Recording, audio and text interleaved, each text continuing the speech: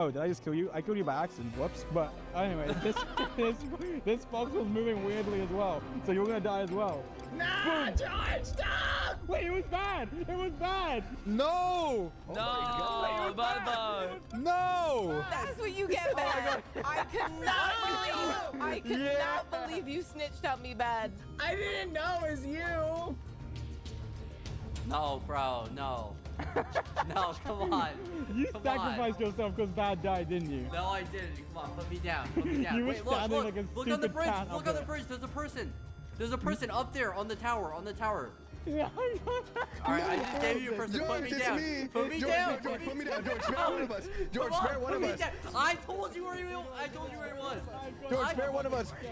George, please. George, spare one of us. Put me down Spare right one of now. us. Kill Put me Scappy. down. Spare There's 19 minutes. All right, guys, wait, guys, Spare me. stop. Spare me. Guys, hey, Spare me. Shut up. I decide what happens here. You guys are gonna play rock, paper, scissors. Whoever wins survives.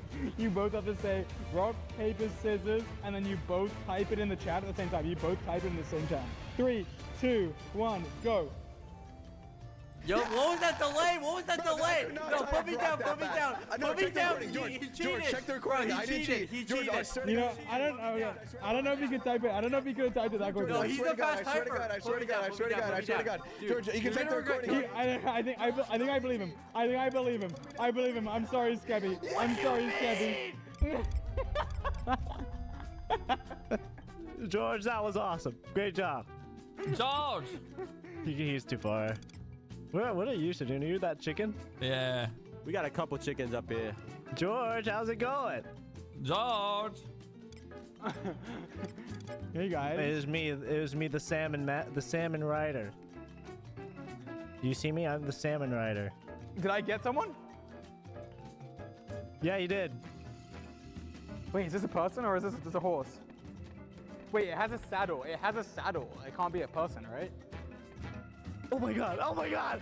No way! No way! There's actually no way! Oh my god! No, I don't think it can be a person. Oh my gosh! No way! Hey, what's going on? I'm over here, George. Wait. Yes! Yes! You're a person, aren't you? Yes! Let's go! I saw you running out. I saw you. Danny was right there. What the f? Why did you pick me up? Oh, you mean this guy? Wait. I brought an offering. All right, what is it? It's a little flower for you. See? It's a nice little flower for you. You would not kill somebody with a flower, right? In your hands? You wouldn't kill I somebody. hate flowers! Yeah, I don't know why you're laughing either, idiot. Oh wait, the my button didn't work. Oh, now it worked. No! No, Tucker! All right, 8 players left, and I have 16 minutes. This is going great. Grand Theft Auto. I stole the horse. What is that? Riding a horse. There's a chicken riding a horse. Wait, where? Oh my god, this horse. I'm gonna trick him again with the horse. Oh my god, this horse. Wait, give me the chicken. Oh my god, he's way too quick on the stupid horse. Wait, where did it go? Alright, there's no way this is not a person. This has to be a person. No! George! George! No, Wait. Maybe I can help you. No, there's nothing you can At do. least I can just spin There's a you chicken around. running behind you! There's a chicken running behind you! Where? Yeah, but I think it stopped. I think it's that one to the right. I think it stopped to the right. No, to the right, ahead of you, to the right. Like where I'm punching. Where? In between the shots, behind the big cobblestone house. To the left. Right there, it's running. It's on the horse. To your left. I can't get it. It's too quick, Dream. Get it! Please. I'm trying. Where did it go? Wait, where is it? Help me! He's still alive on that. Wait, no, it's not. It's not a person. I'm outside the force field. Oh, I just killed Dream. All right, goodbye, Dream. Dream died? Wow. I just killed Dream by accident. I meant to keep him alive. I guess I'm just too strong for my own. You know you were meant to be disguised as a mob, right? Yo, my cooldown. Let me cool down, bro. Yo, I'm actually still down there. Why am I still down there? No, you're dead. You're meant to be disguised, Your but hands are so unfortunately... soft, just like real life. Your hands Oh, are so yeah. soft. Yeah, And feel how soft this hand moist. is. Oh my god, my disguise, I can't disguise. Oh, it's so moist and nice. My wonderful home. My wonderful home. I do enjoy my wonderful home. Oh, my home is so wonderful here with my statue outside. Oh, I have such a wonderful home outside. I do enjoy my figure outside. 6 players remaining. Shadoon, where are you? Hola, George. Which one are you? Hola, George. How are you? I can hear you. Is this you? No, no, no, Wait, no, this is a person, I think. no. Die! Baby. No way! He just grabbed me by... It was Wally! He actually got me by accident. No way he got me by accident. That is crazy. Wait. George. George. No. Oh, I got you! Is that a person? Pig, talk to me. This is your last chance to speak, Pig. Alright, I'm killing you. I don't care. Oh, it was a fake person. No way! Wait, no! He was up there! He was up there! He's right! It's the dude on the horse! The dude's right in the horse! Oh my god. Okay, you're so lucky. You're so lucky. I could have just as easily picked you up. Okay, I'm following you. I'm following you this whole minute. No, you can't. Yeah, I'm following you. You're next. No, You're you next can't to do this. die. That's not allowed. Yeah, it's allowed. Wait. Yeah, hide inside that house. See how far that gets you. Wait, who's that? Oh, I can't pick you up. Get back here. Oh my god, how much time is it until my cooldown's over? Who are you? You better not touch my wiener. Wait, I will bring the horse. I will bring the horse here. You better not touch.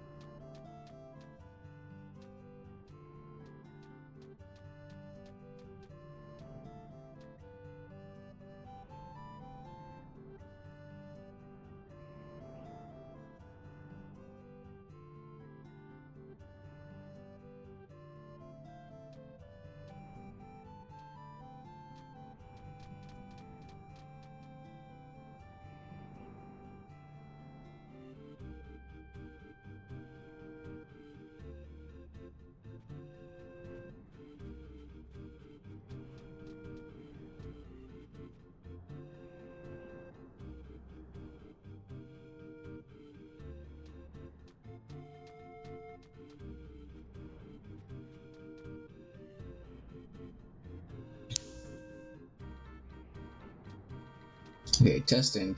Okay, there we go. That was weird. I wasn't on mute. For some reason, when my computer shut down earlier today. Sorry, I got blue screen computer when I was streaming earlier today. Which sucks. For some reason, it disconnected my mic from the from this mic option that I have here. I don't know why, but my bad. Sorry about that. So how's it going?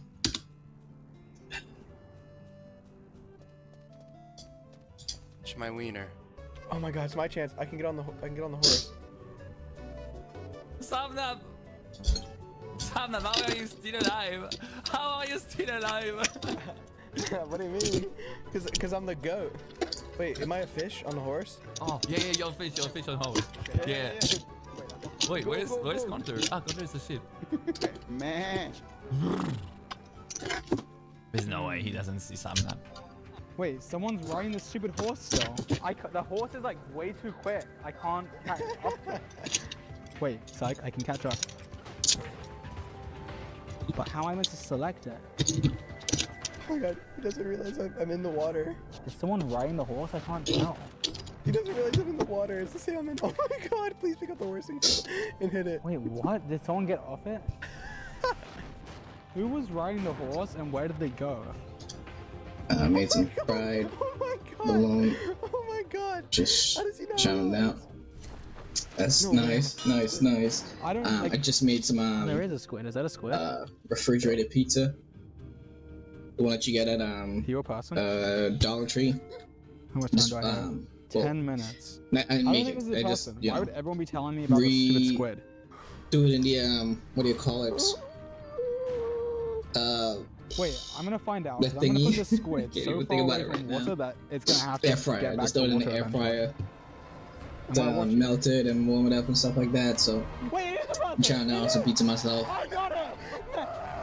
I almost Who are made it. you? I almost made it away. Oh, it's Sam now. Come on, You know what's up? You've had enough chances. It's time for you to Come die on, now. spare me. I'm sorry. Spare me. Goodbye, Sam now.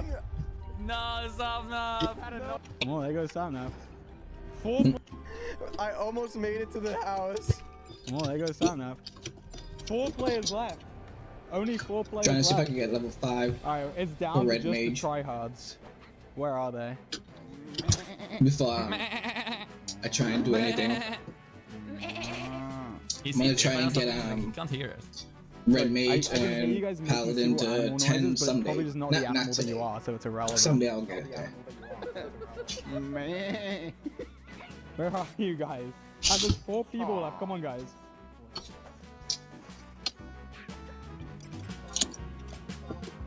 You have got to. You have got to be a person. No, go Yes! Golden! 3 people left. 3 people left, and I have 8 minutes. Oh my God! There's a donkey riding a horse. That's got to be a person. There's no way that is not a person. Wait, where did he go? Wait. Where did the donkey riding the horse go? Wait, what if it's this donkey? No, that's a chicken. Are you a person? You are a person, aren't you? Hello? So wait, how many people left? There's 3, right? I think there's 3. Guys, I just heard someone laugh.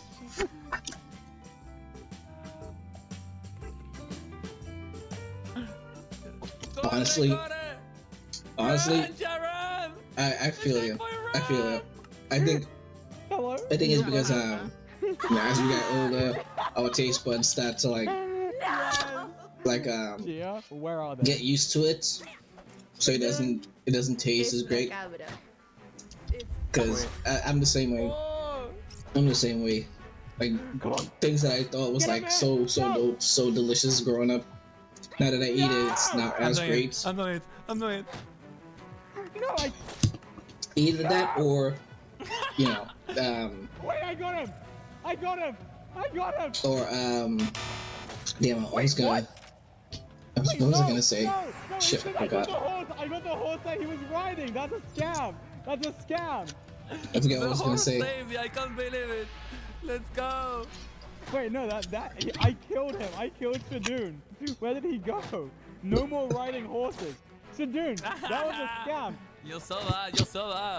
I killed you. You picked a horse, you didn't pick me. You picked a horse. I killed you. You didn't kill me, Oh my God. I did. I scooped you out of the air. I scooped you out of the air. Wait, where did he go? Shadoon, you're dead. I don't care. I don't even know who the last person is, but whoever it is wins in my rules. He has to come over here. He has to come over here. Come over here. Come on, George. Come over here. I would like for you to witness my wiener. I'm over here. Is this Shadoon still? Let's go. Shadoon? If this is Shadoon, the game's over, I think. Wait, am I about to win in front of my wiener? Oh my God, I'm about to win in front of the wiener. Is this Shadoon? You're being really quiet. Alright, you know what? I don't care. I'm killing you. No! No, George! Yes, it was. Wait, Al won. Bro, I was sitting on top of my wiener the whole time. Dude, I was waiting for him to come over and see my wiener. Oh, wait, am I dying? Yeah. Oh my God, I won a video for once. Let's go.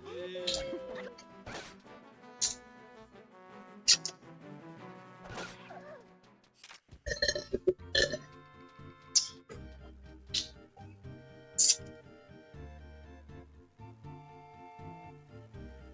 what's up guys, Riff here. So it looks like we're getting a trilogy to this ongoing Kirsha situation. If you want full context behind everything leading up to today, you can check out my 2 previous videos on the subject. However, things have gotten very crazy with this cancellation campaign targeting Kirsha and her sponsors. A life ruination campaign fueled by various articles and viral tweets trying to slander her, including 3 hit piece articles produced by Vice. And now, after the effects of those, Kirsha is now making an official response with the help of this individual. Not sure who they are, but they cosplayed as Kirsha and delivered the document to their door. This contains a Google Doc that Kirsha has made responding to the situation and also making retraction requests to Vice and threatening possible legal action if they do not follow through on that request. Now, to sum up everything leading up to this video in a very simple way, there's a cancellation campaign targeting Kirsha. They're trying to get her deplatformed,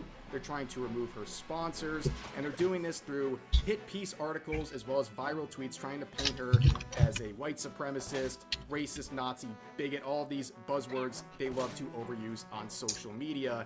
And unfortunately, this campaign was successful in ending one of her partnerships, and that was with the game Crime Boss.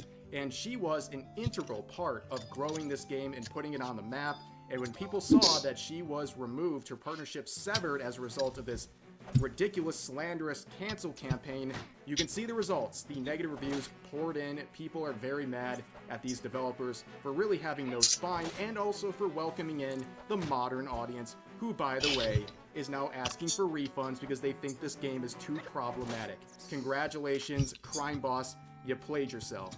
Now, of course, that's not good enough for a lot of the people involved in this harassment campaign against Kirsha. You can see this Anna Vellens individual. This is a Vice journalist who's made or been the subject of all 3 hit pieces on Kirsha that have been recently released. And now that they had this successful campaign with Crime Boss, now they're going after other sponsors, mainly gamer subs, trying to get them to end their partnership with Kirsha over misinformation and their primary sources, which is largely from Reddit posts and 4chan posts.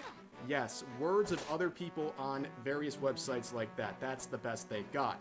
But also there's other people fuming in the VTubing scene. You can see this post that got a lot of attention saying, "So much Kirsha hate has been on my timeline recently," and I have to say to that, keep it going, guys. I love to see those racist Nazi Mayo Moon crickets get dragged to filth. Man, the anti-racist strike once again. This is advanced levels of racism, ladies and gentlemen. This person has to pull out a whole thesaurus to try to make up a slur to go after Kirsha with, while also trying to supposedly combat racism. Now, as these people always say, freedom of speech does not mean freedom from consequences, and that's what happened here. They would lose their ambassador position with Advanced GG. And you can see they're quoting people making fun of them, saying, "Can you people read? I don't care that deeply. Let it go." And people are clowning on this, of course, because clearly someone who constantly says over and over again, "I don't care," clearly care a lot. But here's what I think they care about. I think they care about being made fun of. That's what they care about. They don't care about losing the Advanced GG partnership or ambassador position that much, because let's be real, this is not shaming small content creators. I was a small content creator myself at one point, but this person has like 6 YouTube videos and their last stream was like 6 months ago. I don't think they were making a substantial amount of money from their ambassador position with Advanced GG, so losing that was not some major financial blow, so I think that's why they're so okay with what happened. However, while they were getting dunked on, they started to get a little spicy in the replies to that previous post saying this: "I just learned Rev is sponsored by Advanced. Thank God they dropped me, bro. Holy S, I didn't know they were working with that stinker." Well, anyways, ladies and gentlemen, use code REV30 to get 30% off your total advanced GG order. Use that link in the pinned comment and make sure to use that code REV30 at checkout to save 30%. This offer is valid until the 16th, so make sure to take advantage of it while you still can. Now let me talk about Advanced GG. What a great time to try it out or to restock with this code. So you can see we have this line of fan favorite flavors, including some of my personal jars, like my Rev Rocket Pop, which is definitely a fan favorite. People love this flavor. You can see these are energy flavor. There's multiple types you can get. You can get hydration, focus, or energy. I personally like energy the best because it gives you the benefits of alternatives without the crash or jitters you get from stuff like energy drinks or pre-workout. You can scroll through. There's endless flavors for you to try out here. Blue Raz Slush, Cotton Candy, Dream Team Punch, which I highly recommend, Lemon Lime, also Lemonade, and they just restocked on the Magic Rainbow Sherbet, which is one of my personal favorites, so you can try out their flavors. I haven't had a single one that isn't delicious. Very easy to make, and on top of that, if you want to have a shaker to make it with, check out this little category right here. You can see there's a more affordable option with a plastic shaker right here featuring me and my wife, Darling Straub, in our VTuber models. We also have the ice shaker here, which is made to keep your drinks cold all day long, and it's also very durable. And you can see the smug face on this art. I mean, can't it get any better than that? And here's some other options for you guys to look at. As always, I greatly appreciate Advanced GG. They've been an incredible company to work with for about 2 years now, and it's been a big fan favorite with you guys. And using this link in the pinned comment and Rev30 to get 30% off your order greatly helps out me and this channel in advance. And it also makes the worst people see. Yes, that is a win-win, ladies and gentlemen. Check out that pinned comment and help support the channel. And yeah, that is it for the spiel. Damn it. And of course, you can see right here that Kirsha would respond to this series of tweets when she's referred to as a Mayo Moon Cricket, and she would say, actually, I'm a fox. And also, let me make this clear, since people are saying this about Kirsha, I'm sure they're going to say it about me. If someone wants to talk on social media, I think anyone should be able to talk about them. Just because they're a small channel doesn't mean I'm stripped of my freedom of speech. I can respond to people, especially when they're directly talking about you. They're starting the fight, so they better expect someone to respond when they're called out like that.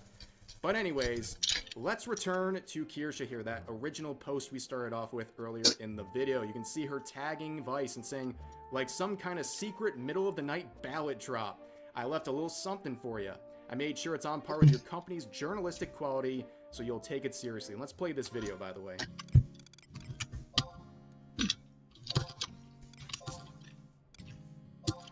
Amazing stuff, as always here. But of course, let's get into the Google Doc. And she made a very concerted effort to make this an elaborate shitpost while also seriously addressing the issue. So she begins by addressing Vice's Waypoint, which is, I guess, Vice's attempt to revitalize that platform here. But you can see she says, an open letter from Kirsha. Hey Vice, what the F? I'm Kirsha, a VTuber, which means I stream with a digital avatar that looks like this. Down here, she says you can catch me on these various platforms. She gets lots of support and then says, I'm not a Nazi. They walk funny, did too much meth, and didn't like to laugh, and they probably would hate me and most of my friends. So how come you keep calling me one? And then she says, Vice used to be a very respected outlet. I agree with that. They used to be a very respected outlet, and one that I enjoyed personally. But they say, in any event, about a month ago, Waypoint, which is one of your verticals, a quasi-independent outlet, a failed gaming news site that you are trying to revive, something most people don't even know exists. Either way, it started publishing articles about me saying I'm a bigot, I'm a Nazi simp, and I'm responsible for all sorts of online harassment. It's completely untrue, of course, but also why me? Why now? I'm an anime foxwoman. What could a once respectable news org want with me? It's 2018 all over again. Is Vice the PC police for VTubers? So again, Vice, what the F? Okay, let me break it down. I know I've covered this in the past couple of streams, but Vice isn't a subscriber yet. Maybe if I tangent about their Colombian donkey, oh my lord, video a few more times, they'll come around. I'm sure they won't, unfortunately. So here they begin with the first article. This is the headline saying, why is this gamer subs VTuber pushing the great replacement theory? And as she says, not to brag or anything, I have over 184,000 fans. You're accusing me of bigotry because one of my fans is a supposed Nazi. That's like saying McDonald's supports communism because Kim Jong-un likes Big Macs. And what she's referring to is a post where someone bought her merch, and in that post that they shared with her merch in the shot, there was also some what people claim are Nazi symbols. And now they're trying to say, because of that, she is supporting X, Y, and Z. It is an incredible reach, and they're trying everything in their power to basically lambast her over that. Now, of course, we can't really get into these articles without talking about its author, at least the author of the first two, Anna Vellens. You saw her earlier. She's been tagging the sponsors Kirsche works with relentlessly on social media, and she is someone who is a massive hypocrite, and her credibility is none, as I will show right now. So recently she started working with Vice, and one of her first articles was this: these VTubers want you in their lewd game, you might want to pass. And in this case, they're talking about the lewdtuber agency Violore, right? They make two major claims. They said that their hiring process is transphobic with the biggest reach you will ever see in your life. But relevant to what I'm talking about here is they call out one of the talents who is a lolly VTuber who obviously does lewd activities with this company since they're a lewdtuber agency. And Anna Vellens says that is problematic, that it's promoting pedophilia and that this content caters to predators, all predicated on the concept that they support that clearly says fiction affects reality. That's how they're jumping to this conclusion, saying fiction affects reality. That is the standard they are using onto other people to make wild accusations against them.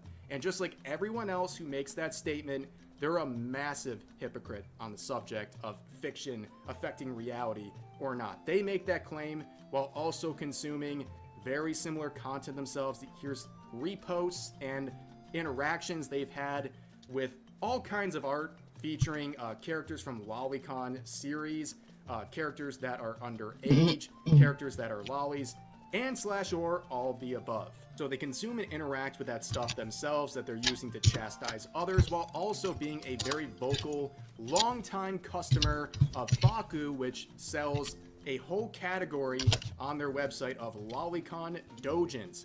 So they don't go after this company that they support, but they use that same thread of logic to attack another company, in this case Violore, and make wild accusations against them. That's obviously very hypocritical. On top of that, this voice clip has made the rounds. I'm not gonna play it because I've heard it once and I've heard it too many times at that point. You can listen to it for yourself, or you can watch other people reacted to it, including Asmongold, God bless his soul, going through that.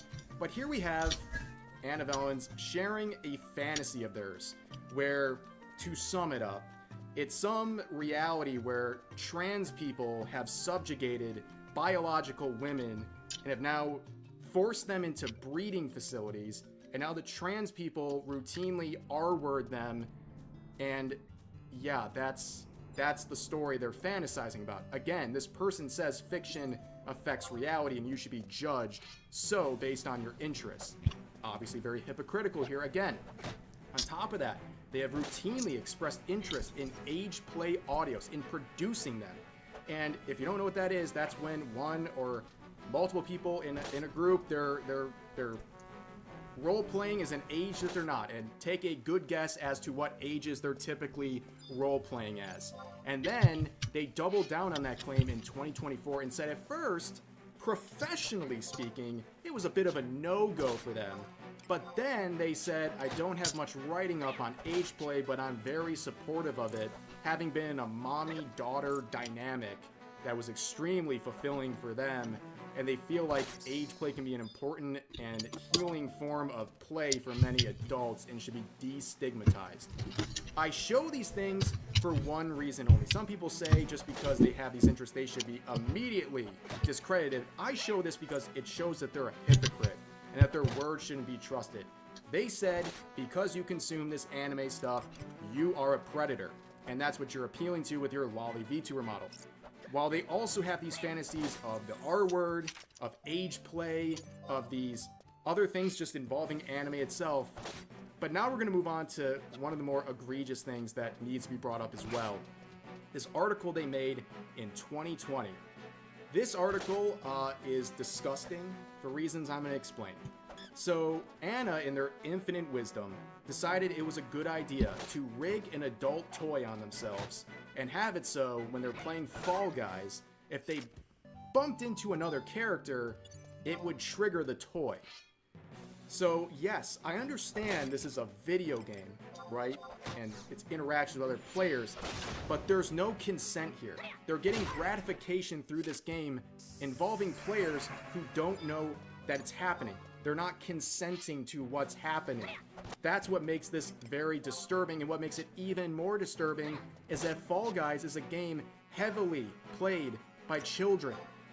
So I don't understand on what planet they thought this was a good idea. This is a very disturbing thing that they produced back in 2020. I produced these things to show you this is not someone who's very trustworthy. This is not someone who should have much credibility whatsoever. They're a massive hypocrite on a million different subjects. But let's finally return to the Google Doc here, okay? So you can see Kirsha talking about this first one, saying, rather than back up this outrageous accusation, the article starts off by talking about my sponsor, GamerSupps. Then they go on here and say, however, GamerSupps is in hot water with many VTuber fans due to the behavior of who else but Kirsha, an anime fox girl with a knack for sharing alt-right talking points. Kirsha has landed herself in controversy after controversy online due to her right-wing beliefs. At this point, it begs the question whether GamerSupps will one day pull the plug on the VTuber for good. Do you see the way they're approaching this? This is all about life ruination. This is about pulling sponsors. This is not about spreading awareness. All it's focusing on is GamerSupps and saying, why are they still employing you? Why are they still working with you? You're so bad. You have alt-right talking points, right-wing beliefs. They don't even keep it consistent, which honestly with people like this, anything to the right of Karl Marx is probably alt-right to them. But anyways, Kirsha says, my first time hearing about this supposed controversy, literally I've been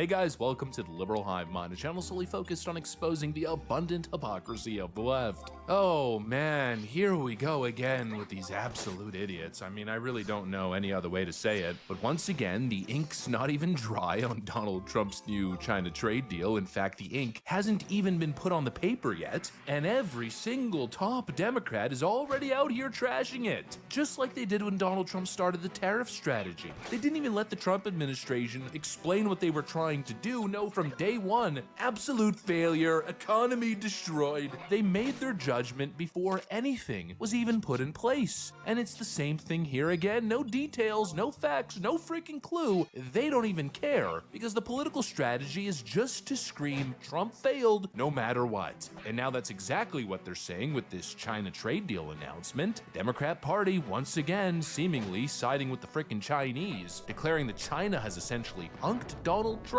It's just so clearly fake and dishonest. Let me show you guys exactly what's going on here. We got some stuff to get into, so let's roll the tape. All right, folks. So just like I said, we don't even have details yet, but the Democrats, oh, they seem to be ready to make a judgment, I guess despite the details. China punked the administration, and the administration backed down. That's no surprise, because we've seen that happen over and over and over again. Early this morning, it was reported that Donald Trump caved to Xi Jinping and the Chinese Communist Party. Donald Donald Trump has changed his mind once again on his tariffs with a new deal with China to pause most tariffs for 90 days. Sadly, it looks like China has once again gotten the better of Donald Trump. It's another example of Donald Trump's chaos. One day he's pretending to be a tough guy with China.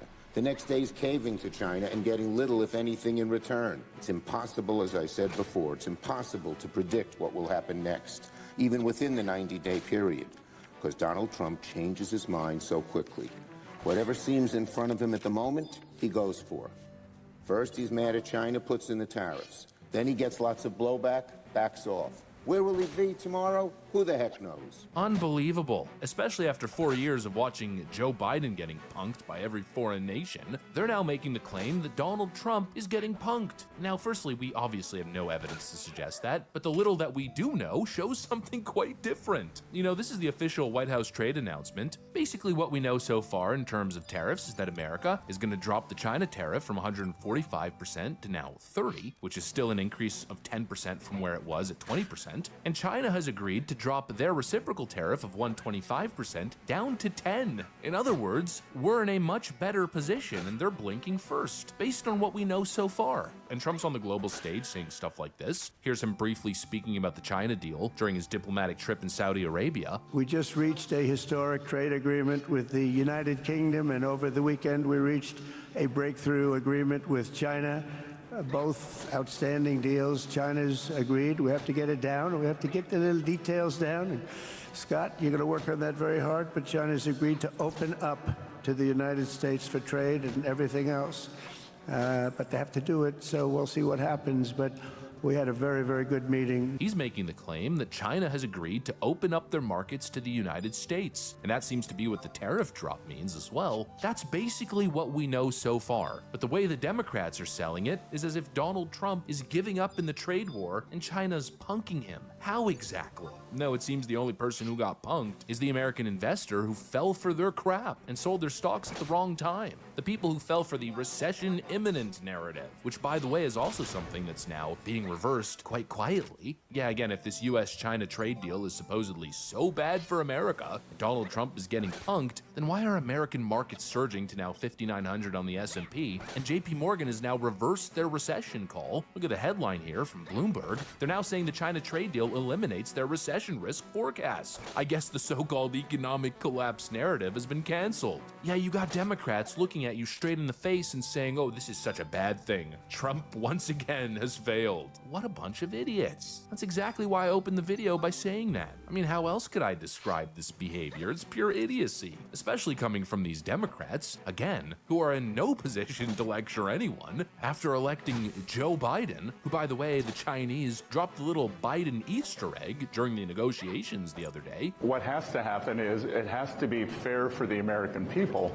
But in January 2020, President Trump produced a template. We had an excellent trade agreement with China, and the Biden administration chose not to enforce it. The Chinese delegation basically told us that once President Biden came into office, they just ignored their obligations. So, we all already have a large framework.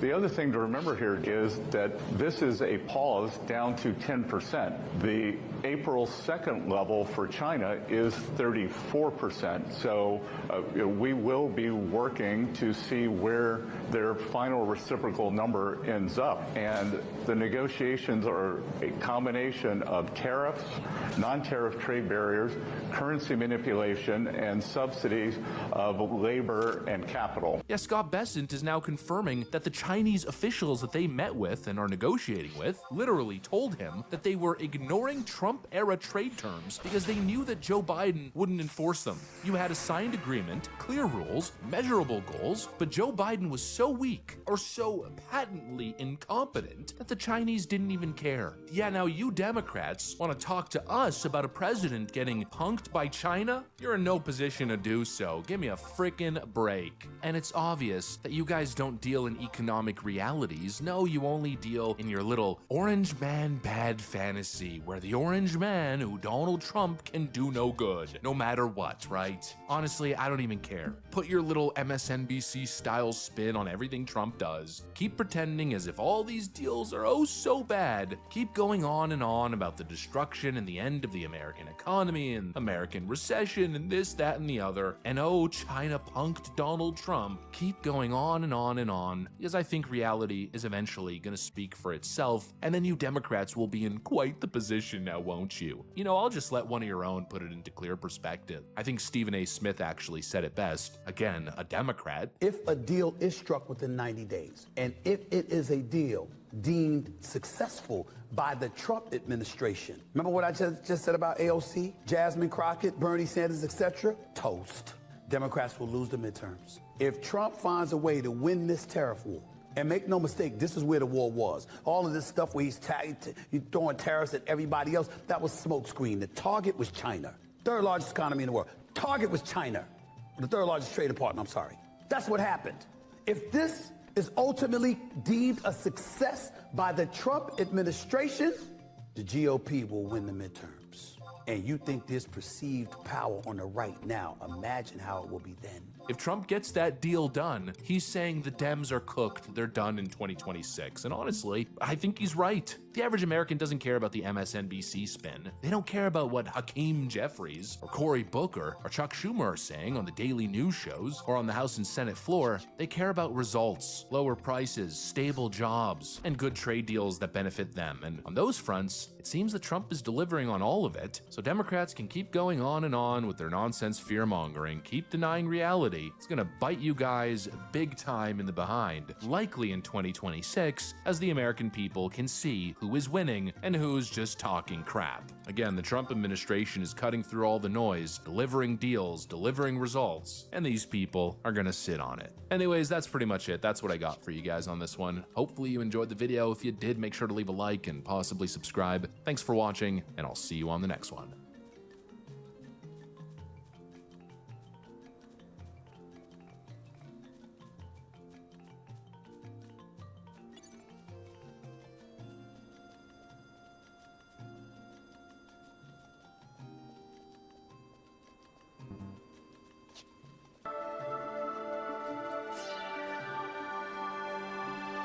Hey guys, welcome to the Liberal Hive Mind, a channel solely focused on exposing the abundant hypocrisy of the left. It's literally in the document. Well folks, we got a real thorough leftist debunking on our hands. And of course, those of you who are either terminally online or have been following the channel for a long time, you probably know the difference between a debunking and a debunking. But for those of you guys who aren't aware, a debunking is when you actually disprove something with facts, logic, data. A debunking is when you attempt to debunk something, but really, you're just lying for political reasons or inserting your bias and purposely omitting a clear and important information. A debunking is a failed attempt at a debunking or a dishonest attempt at manipulation, mostly emotional manipulation, to make it seem as if you've debunked. And well, that's exactly what we've got here, another massive leftist fail, as we've now got leftoids all over social media linking a document from the African National Congress, which they claim debunks the idea that white South Afrikaners are being persecuted in South Africa, except yeah, the document literally proves the exact opposite. This has got to be one of the dumbest moments of the collective left online. Let me show you guys exactly what's going on. We got some stuff to get into, so let's roll the tape. All right, folks, so let's first start off with the narrative that's being pushed out there in the left-wing media industrial complex. We've got all these leftoid activists, Democrat pundits, and fake journalists throwing a freaking hissy fit over the idea that white Afrikaners are now being granted asylum in America. And slowly over the last couple of days, the rhetoric has evolved a little bit. It started off with, well, what about the Venezuelans? And now it's gone into almost this territory of claiming that white people in South Africa of European descent now deserve it. They're getting their just due, or it's justified because of apartheid history in the country. Yeah, this somehow debunks the claim. But anyways, just listen to the despicable rhetoric. If you think about the history of South Africa, it being under an apartheid system, where I think it is 80% of the population that are Black Africans only own 4% of the land. The people who are native to that land deserve their rightful land back. That is not what the Afrikaners actually want to have happen. And so that is what they are saying is discrimination. So if the Afrikaners don't actually like the land, they can leave. that country. They are. They're leaving to come here. No. These refugees are coming here. They can actually leave and go to where their native land is, which is probably Germany. Are you against them coming here? If there was actually a genocide happening, I'm not opposed for Congolese and for the Sudanese to come to Africa, just like I'm not opposed to Venezuelans and South Americans coming to America if they are fleeing and looking for asylum. What I am against is that they are being given special treatment when there is not a genocide happening in South Africa, and they just don't like the law of the land. Providing sort of asylum or refugee status to some Afrikaners, white South Africans, while they shut everybody else out is just an outrageous insult to the whole idea of our country. We have to call it out for what it is. It's an application of a global apartheid. They got this big celebration, and these are the only, white African descendants of apartheid, the European colonials.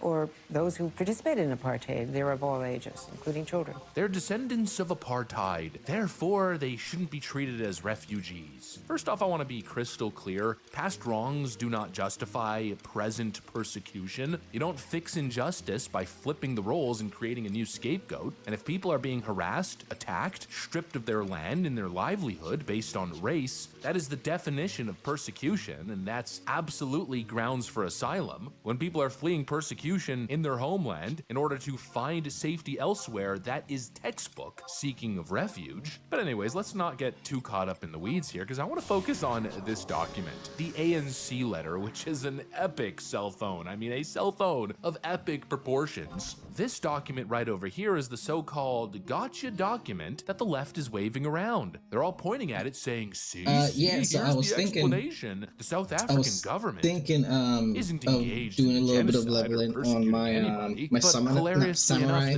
this document right over shit. here is the so-called gotcha To do, document that the left is a bit of waving leveling around. on my They're all pointing samurai. at it saying, see, here's I the haven't played it in a explanation. while. The South African government isn't And seeing engaged as how in a genocide or persecuting you was talking about anybody. how But you have like a bunch of hilariously like enough, level the document 30s and stuff like that. I literally was thinking about confirms that getting that's into exactly what's to happening. level Let's read a couple of these getting it up quotes. to level 30 Quote, so that way what the instigators have of a this few, falsehood seek is not safety, but few impunity for classes on level 30 They flee not because from I have persecution, but from most justice, of my classes are equality, either and accountability for historic over privilege. level 30, Translation, and I only they have a are couple being of them pushed that's out. It's not persecution that is because level we're 30. calling it For instance, justice. my I mean, warrior the is ANC 30. is literally admitting that white Afrikaners are being targeted Ninja's and driven 28, out of the country. Beastman But they're spinning it 25, as noble. Oh, Bard it's just 25, reparations. It's just the Samurai country undergoing 27. transformation. Yeah, but that transformation happens to be seizing Monk of land 24. and promoting hateful So I rhetoric was that's thinking inspiring about, attacks against white Afrikaners. maybe- That's not the only gem from this document. We've also maybe got try this and one. do a little The bit of misuse of samurai. refugee protections to shield right-wing anti-transformation elements.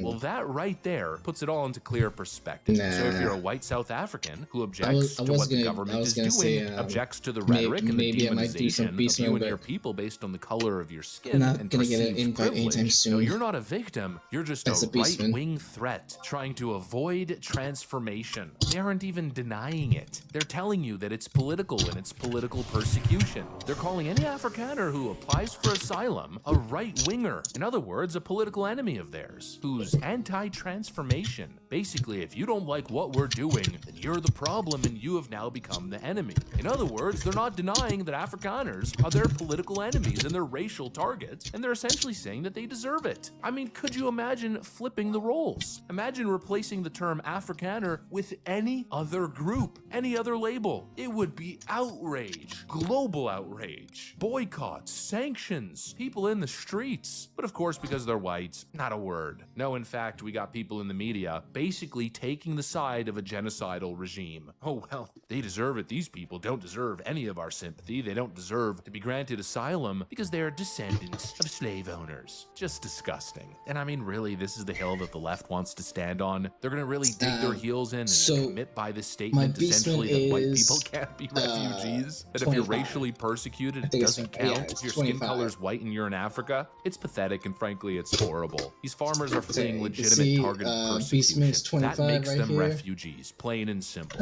Donald Trump, but plain and I don't simply, know- is I'm not also sure- doing the right like, I thing. feel like He's it's letting gonna be them a in. while. He's giving them safety. The left can cry, they can Storming. scream all they I want. feel like it's They gonna can be a twist while to get themselves a into party pretzels, invite turn as a red beast, like a like, tomato. to But the get a truth is beast out, burn. and it's even quite It's clear gonna in their be own a while, debunking unless document. What a stupid hill to die on. I'm sorry, but come on. What did we see recently? 49 people let in the country? 49 white South Africans were let in, and they're making a big deal out of it. It's just so dumb. It's gonna backfire. It already is backfiring. You know, from a young age, you've probably heard it. Pick your battles, right? Choose your battles wisely. This is age-old wisdom, the type of thing you learn in like elementary school, but the Democrat establishment and the Democrat Party clearly never internalized that lesson. Choose your battles wisely. No, they don't want to. They choose the dumbest battles, like going to fight for MS-13 members and causing a massive fake manufactured outrage campaign over 50 white refugees. You're a bunch of clowns, and I really not sure think this how, whole thing's about to backfire, just like your how attempted long it'll people. take to get a. Anyways, that's pretty much what I got for you guys on this one. Hopefully you as enjoyed the video. If you did, make sure to leave a like and possibly Beastmaster. subscribe. Thanks for 'Cause I'm watching, not- and I'll see you on the next one.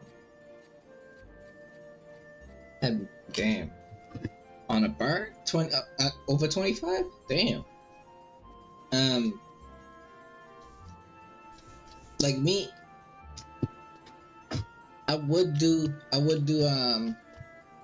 like I would level up a bit of Beastman, but my problem is on Beastman I'll probably have to make the party myself, but for some reason I seem to have like really bad luck with forming parties, because the last party that I made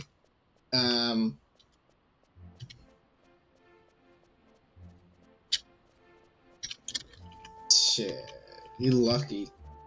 Yeah, lucky, because I think it was the day before yesterday or yesterday, one of those, I was seeking for my Beastman and it was like an hour and I didn't get nothing, so I decided, you know what, just try something else. So I hopped on a different class to level up.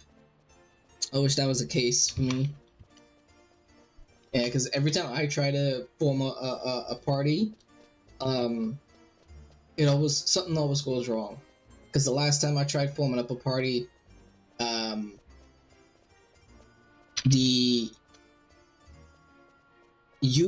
okay, so it was the last time when me and you was gonna try and form a party, and when your power went out or your internet went out, I can't remember which one it was. I think it was when your internet went out, and it took like a good 50 minutes or so to get a replacement. Then when we got a replacement, the tank was away from the tank was away from his keyboard for like a good 5 minutes, and we was thinking about replacing him. And then once he returned, then another person in our party DC'd because they never came back. And then we had to spend like another 5-10 minutes looking for another person to join. It was hectic. Not really. No, it wasn't. Yeah, it wasn't your fault. You just your internet went out. It's nothing you could really do about that. But yeah, that's one of the reasons why I don't like forming parties, because something always goes wrong every time I try to form a party.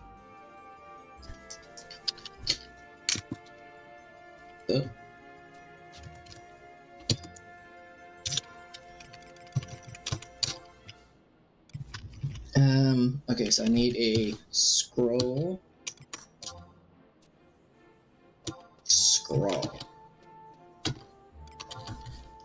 And then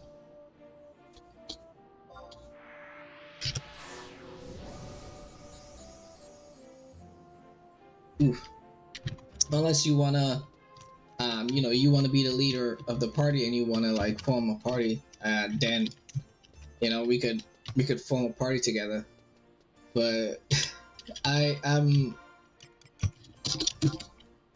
don't like forming parties because something always gonna go wrong. Like, I don't like being the leader of the party is what I'm saying, because something always gonna go wrong. Or if, I don't know if I'll get replaced as a rep, or if I'm gonna get invited to a brand new party forming.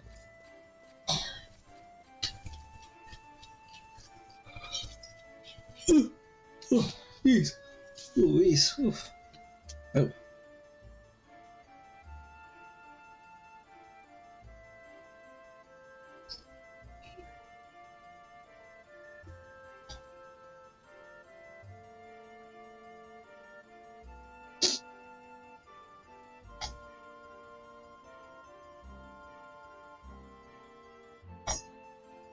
That's nuts.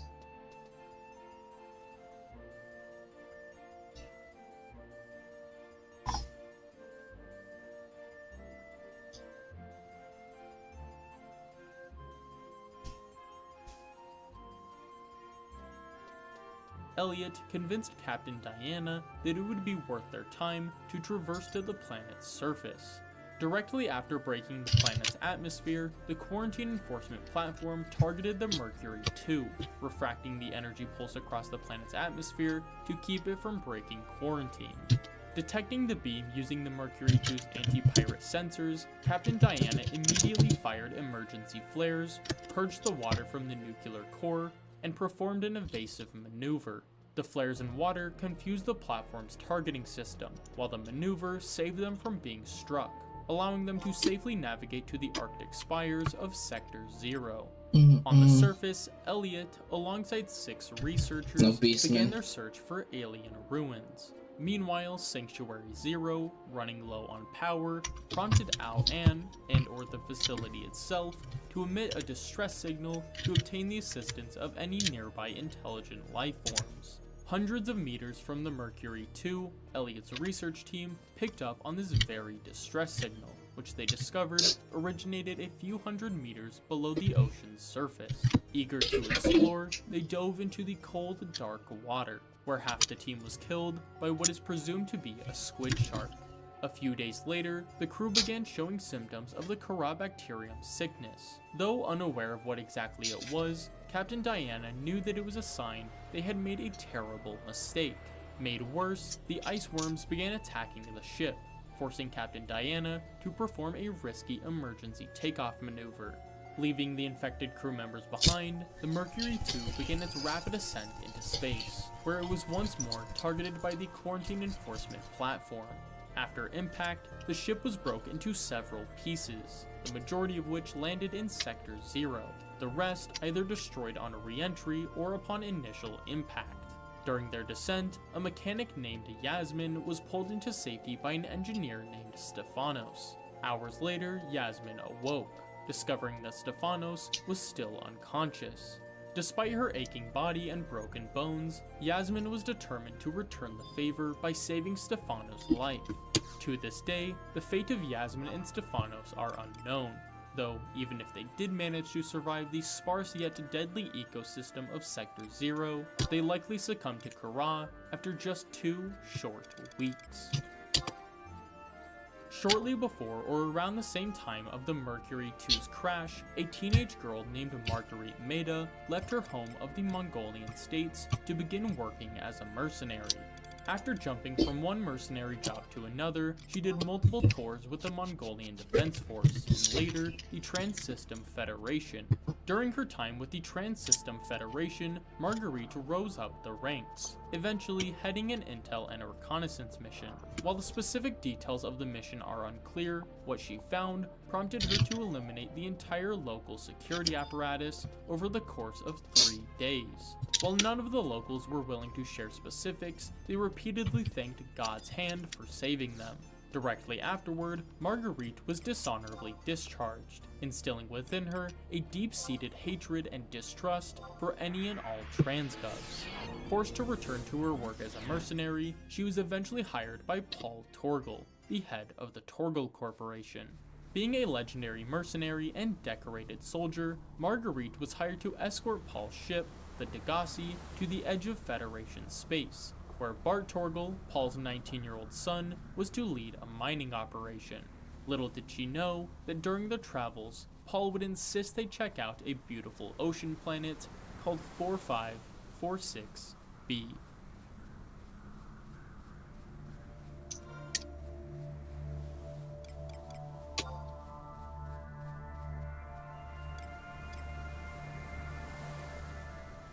After crash landing in the crater, the 3 survivors of the Degassi, Marguerite, Paul, and Bart, spent the first still few gotta days do this adrift summon in an a escape pod weapon before quest. finally washing ashore on a remote floating island. With limited supplies and the impossibility of rescue obvious, they did their best to make the island it's a home. By salvaging what they could somewhere from in the the Degassi's wreckage, the crew fabricated shelters, planted what little quicksand food they could caves. find, and began studying the planet's alien ecosystem. Over the coming weeks, Marguerite, observing the harsh land and violent storms that hammered the island, concluded that they needed to move to the ocean if they were to survive long term. Soon enough, she discovered the Jelly Shroom Cave, a promising and relatively safe location not too far from the island. 6 weeks after the crash, a violent storm swept across the island, wiping out what little progress they had made since their arrival. Their grow beds flooded and shelters half buried, Marguerite insisted on relocating to the cave. Paul resisted at first, arguing that land was the only place they could maintain long-term comfort. But as resources got scarce and their comfort was slowly stripped from them, the move soon became the obvious choice. While their habitat within the Jelly Shroom Cave was cramped and stifling, the mineral-rich environment and abundance of fish made it ideal for survival. With nothing else to do, Bart, driven by his curiosity, spent most of his time studying the cave's delicate ecosystem, uncovering practical solutions to their endless problems. Marguerite, ever the pragmatist, took interest in Bart's unique skill set. Unlike his father, Bart was forward-thinking, resourceful, and open-minded, all things that she could respect. As such, the two quickly found themselves working in symbiosis. Marguerite utilizing Bart's keen observations to make her own work more efficient, which in turn gave Bart even more of a reason to continue his studies. Over the next few weeks, as their base within the cave began to deteriorate, Bart picked up signs of alien ruins within the deep Grand Reef. Marguerite, hoping to find answers as to why they were shot down, once more proposed they relocate their base. Similar to before, Paul refused to leave. Unwilling to tolerate Paul's lack of foresight, Marguerite planned to make the move regardless after fabricating a sea moth, forcing Paul to bend to her will. The Grand Reef base was their most ambitious one yet. With a functional aquarium for Bart's studies and a reinforced exterior, surely they assumed that this would be where they began to thrive, and for a time, it was. However, their situation took a grim turn when Bart realized they were all sick. Not with some ordinary illness, but something much worse. A bacterium that had infected the entire planet. To eliminate the problem before it could do the same to them, Marguerite began supplying Bart with various creatures, hoping they could uncover how the fauna of the crater resisted the bacterium. Lacking a clear answer, Marguerite, growing impatient, went looking for a fight, eventually returning home with the body of a wounded Reaper Leviathan. After showcasing it to her fellow castaways, Marguerite was confronted by Paul, who called her behavior reckless. The argument that followed prompted Bart to exit the habitat, startling a nearby Reaper Leviathan, which ruptured the sea base. In the ensuing chaos, Bart managed to escape to the safe shallows, while Paul was faced by the Reaper.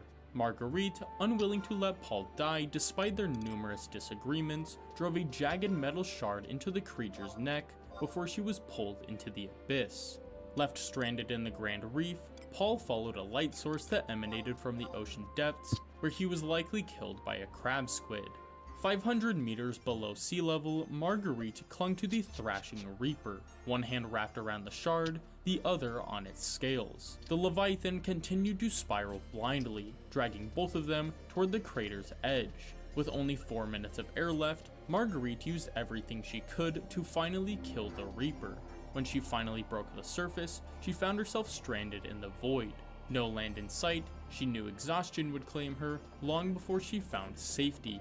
Hours later, Marguerite's patience was rewarded when the body of the Reaper finally ascended to the surface.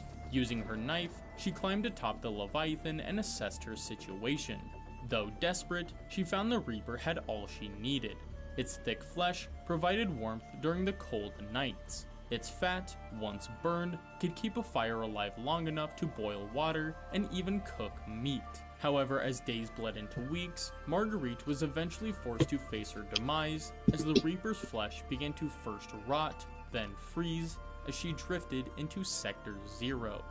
Soon enough, the creature began losing buoyancy, turning what had once been her only life raft into a tomb that anchored her to her inevitable death. Yet, just as her situation seemed too dire to survive, she saw in the distance a flock of penguins. Knowing where there were birds, there was also land. She kept watch for distant, unmoving clouds. Hours later, she laid eyes on what could only be landmass. Using her last reserves of strength, she swam for the land. When she finally collapsed onto the frozen shore, she promised herself that one day she would return for the Reaper's skull. Back in the crater, Bart managed to construct a habitat in the safe shallows where he continued his research. While he did so, the Sea Emperor attempted to reach out to Bart telepathically. Unable to trust his own mind, Bart dismissed these as visions, hallucinations brought on by the infection. When it was eventually clear that he would not find a solution to his problem, Bart returned to the floating island. It was there, at the apex of the island, that Bart came to peace with his end. After months on this planet, he finally understood that it was not their destiny to conquer the world or cure the bacterium. No, their fate was to become a part of the planet, a footnote in a much larger story than their own. His only hope, that those who eventually uncovered their story would learn from their mistakes, so they could finally accomplish what he could not.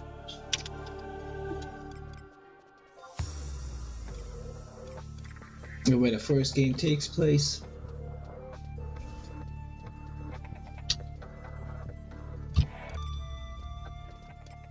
Just under a decade after the crash of the Degassi, Altera, seeking to expand their influence, constructed a cutting-edge, long-range capital-class ship called the Aurora.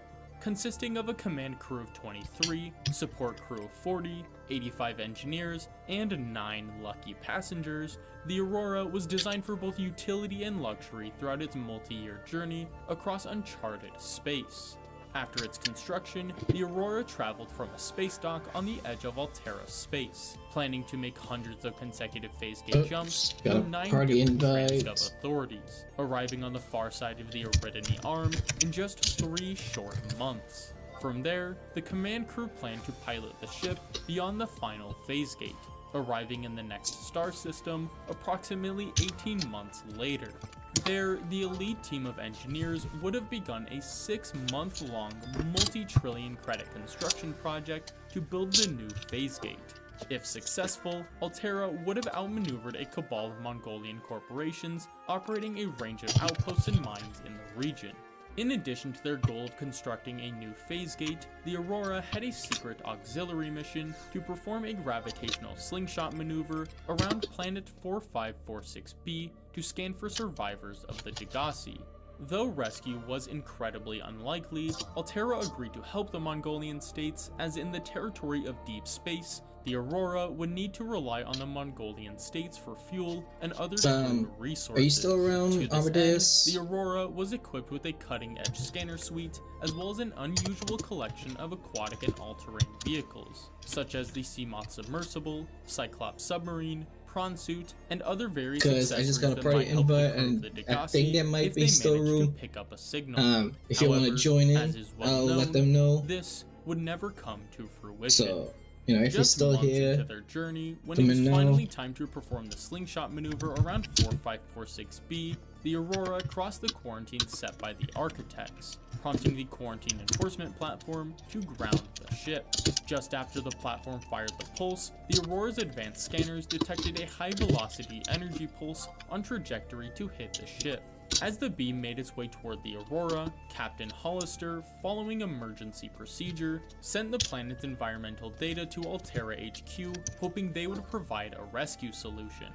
6 minutes later, the energy pulse impacted the starboard side of the ship, compromising half of the ship's escape pods, as well as outgoing communications. Captain Hollister immediately initiated an emergency evacuation and transferred manual controls to himself to try and land the ship in one piece. Following the evacuation procedure, all surviving life pods, those being 1 through 25, were launched from the Aurora. Of these 25, only 9 would survive long enough to transmit distress signals. The others either destroyed by debris, pulverized on impact, or lost to the ecological dead zone surrounding the crater. As the life pods fell from the sky, Captain Hollister contacted Second Officer Keen of Life Pod 19. In his final message, he ordered Keen to assume command of his crew, and using the attached coordinates, rendezvous with the survivors at a nearby landmass. Meanwhile, aboard Life Pod 5, a non-essential systems maintenance chief named Riley Robinson witnessed as the quarantine enforcement platform fired another pulse at the Aurora. The resulting shockwave ripped a panel off the wall of his life pod, knocking him out cold as the Aurora plummeted to its final resting spot in Crater's Edge.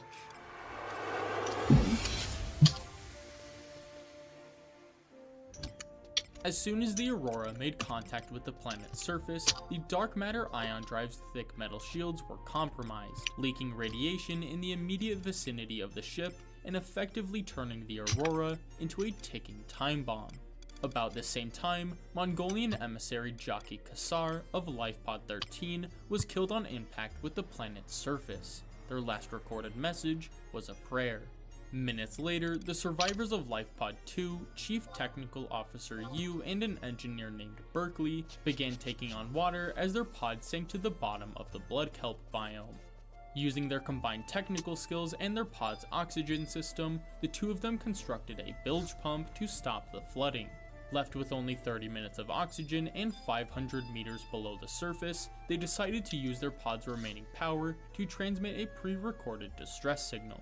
Around the same time, Second Officer Keen, following Hollister's orders, assumed command of the remaining survivors and sent out a distress signal containing coordinates for a nearby floating island.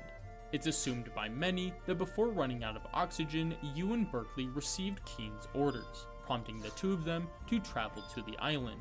While Yu managed to make it, all evidence suggests that Berkeley was killed during the trip.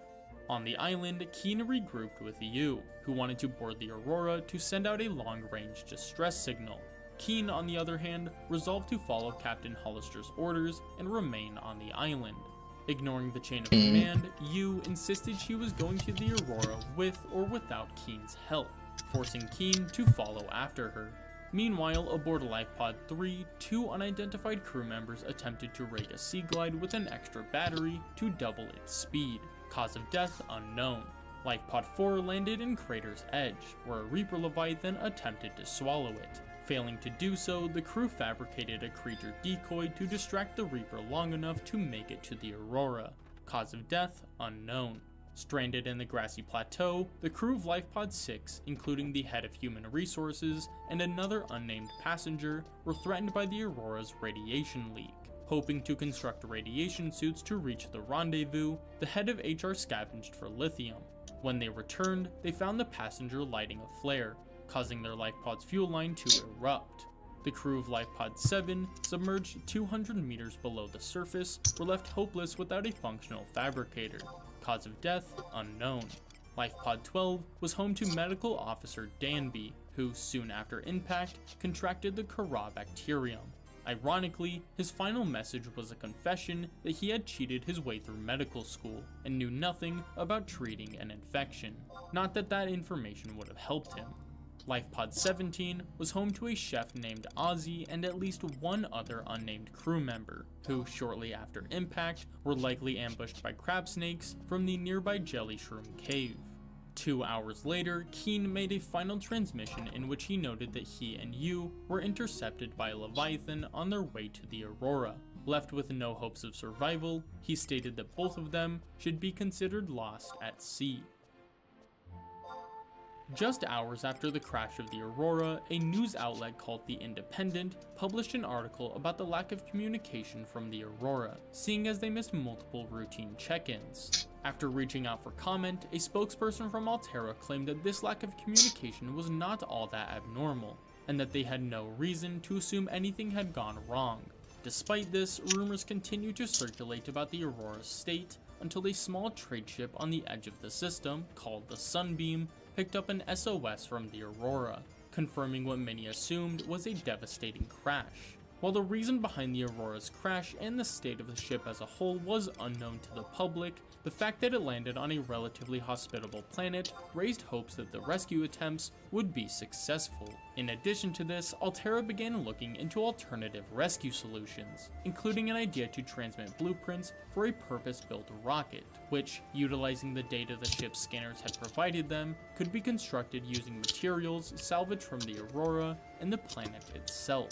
A few hours later, and about 8 hours after the Aurora's crash, Captain Hollister's quarters received a rescue solution from Altera HQ in the form of blueprints for the Neptune escape rocket.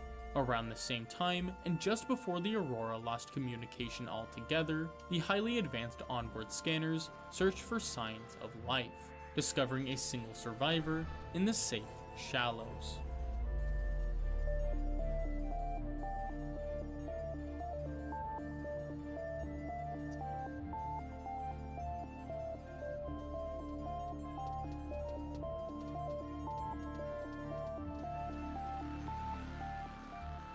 Three hours after the crash of the Aurora, Riley Robinson awoke to find his life pod in the midst of an electrical fire.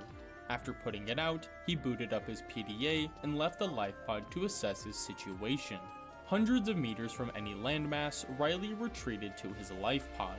Equipped with standard provisions as well as amenities such as a fabricator and short-range radio, Riley set his sights on a single purpose: survival. Over the next few days, Riley scavenged for resources, constructing necessary equipment such as the repair tool, which he used to repair the life pod, as well as other tools like the scanner and Sea Glide, all the while receiving distress signals from the various life pods. Just as Riley began to fall into routine, however, the drive core within the Aurora detonated, causing a chain reaction that resulted in the ship's reactor reaching a supercritical state. Following the explosion, the rupture of the reactor released a deadly amount of radiation into the surrounding environment. After equipping himself with a radiation suit, Riley continued his quest for survival, eventually crafting more advanced equipment such as the Seamoth submersible and venturing further from the safe shallows. Around the same period, Avery Quinn, the captain of the Sunbeam, attempted to contact the Aurora to no avail.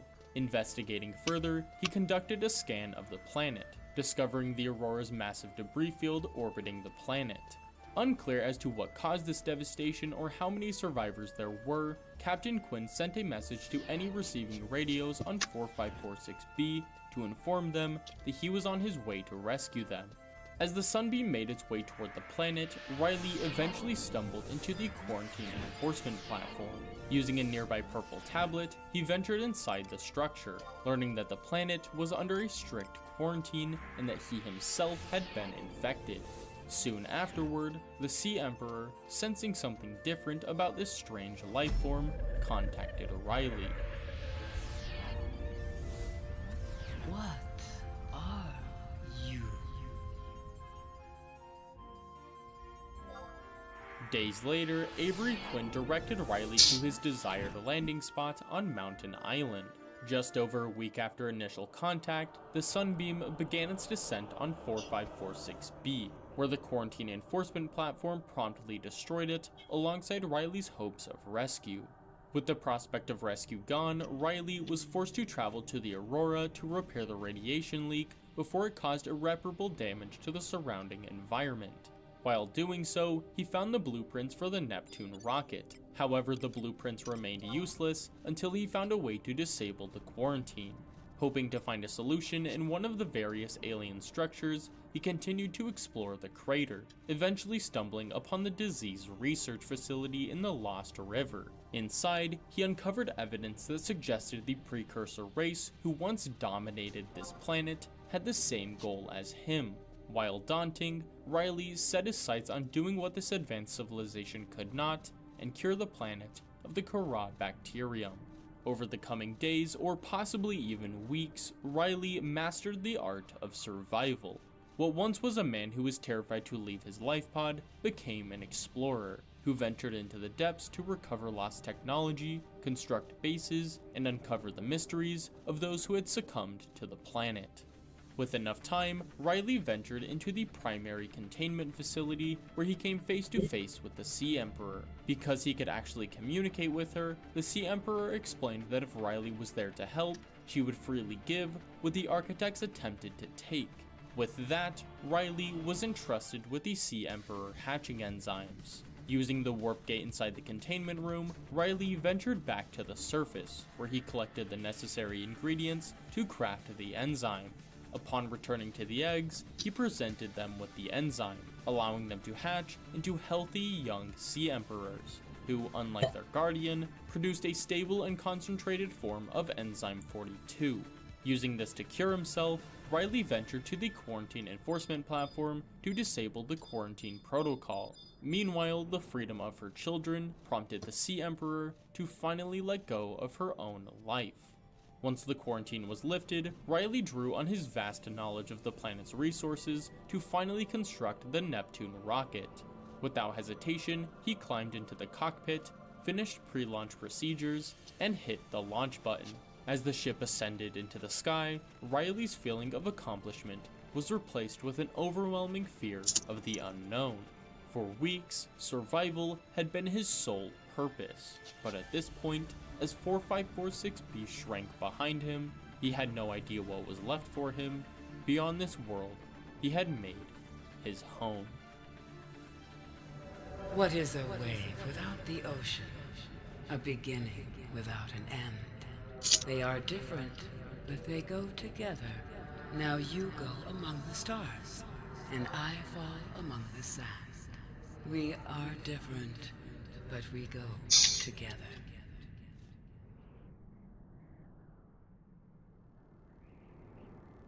Months after the crash of the Aurora, the public were still in the dark about the fate of both the Aurora and the Sunbeam. However, circulating rumors about a strange energy signature that was detected around the same time the Aurora went dark led many to assume the worst. Adding fuel to the fire, Altera refused to comment on the situation, fearing a hit to the record-breaking stock price. Over the same period, the Sea Emperors and subsequently Enzyme 42 spread across 4546B. As Kara's grip on the planet loosened, ecosystems around the planet began to flourish once more. It was at that point that Altera, realizing the potential of the alien ruins left on the planet, installed a satellite in orbit of 4546B to scan for signs of architect activity. With time, their search honed in on a probable architect sanctuary in the frigid yet promising environment of Sector 0.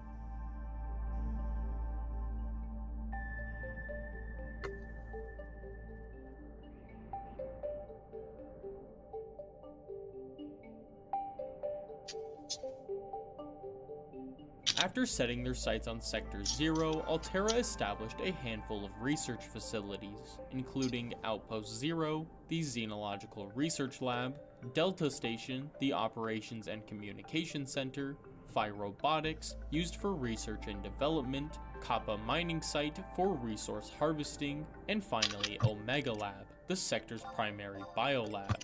Though each team specialized in separate fields, the ultimate goal of the project was to study the architect ruins within Sector 0 to find a way to make contact with the architects. While some, like Lillian Bench, a xenobiologist of Outpost 0, had great interest in this goal and saw the potential to eventually fulfill it, many others found their lack of immediate progress as evidence of the impossibility of their goal. Likewise, Altera, lacking immediate and tangible results, shifted their focus to the general research of architect technology. Despite Altera's shift in focus, Lillian remained focused on the original goal of contacting the architects. Soon enough, her dedication was vindicated when she witnessed multiple instances of technological interference with her equipment. Despite the lack of evidence, she was hopeful. Yeah, be right back.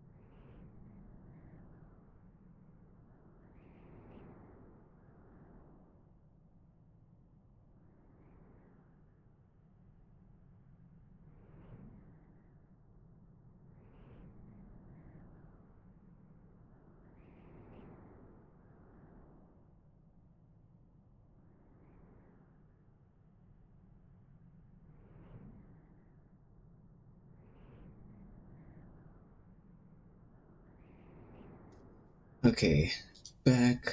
What? I screamed. Hopeful that this was the architect's first attempt to contact them. Around the same period, a mechanical engineer named Sam Ayu developed a robotics project named the Mechanical Avian Amphibian. Regardless of whether or not she pitched this idea to them, or if they came to her, Altera saw promise in this project, and promptly offered Sam a job. Hoping it would allow her to improve and test her project in quote real-world stress conditions, Sam accepted the position despite her reluctance to assist Altera. After joining Altera, Sam was transferred to Sector 0, where she worked under Zeta Landon within the Phi Robotics Center. While at Phi, Sam took inspiration from the Penglings, leading her to update the design and name of the Mechanical Avian Amphibian to the Spy Pangling. It's likely that around the same time period, Marguerite Maida would repeatedly sabotage sea trucks belonging to Fred, the general maintenance worker at Delta Station. When Fred told Sam of this problem, Sam used her spy panglings to track down and eventually confront Marguerite, seemingly coming to an agreement to leave each other alone. Sometime later, while traveling to her mandatory evaluation with Fred, both Lillian and Fred unmistakably heard Al-An's distress signal in the form of an SOS in Morse code. Researching further, Lillian discovered that the signal originated a few hundred meters beneath the surface, which led her to believe its source was an architect sanctuary. Directly after Lillian and Fred picked up on the distress signal, Al-An, concerned that Altera's interest in the primary warp gate would spell doom for his homeworld, halted his distress signal before he could be found. Soon enough, Lillian contacted Zeta Landon about the distress signal. However, seeing as she could not replicate what she had found, Zeta remained unconvinced. Determined to prove that she was correct, Lillian dismissed the dismissal and continued to search for the signal's source.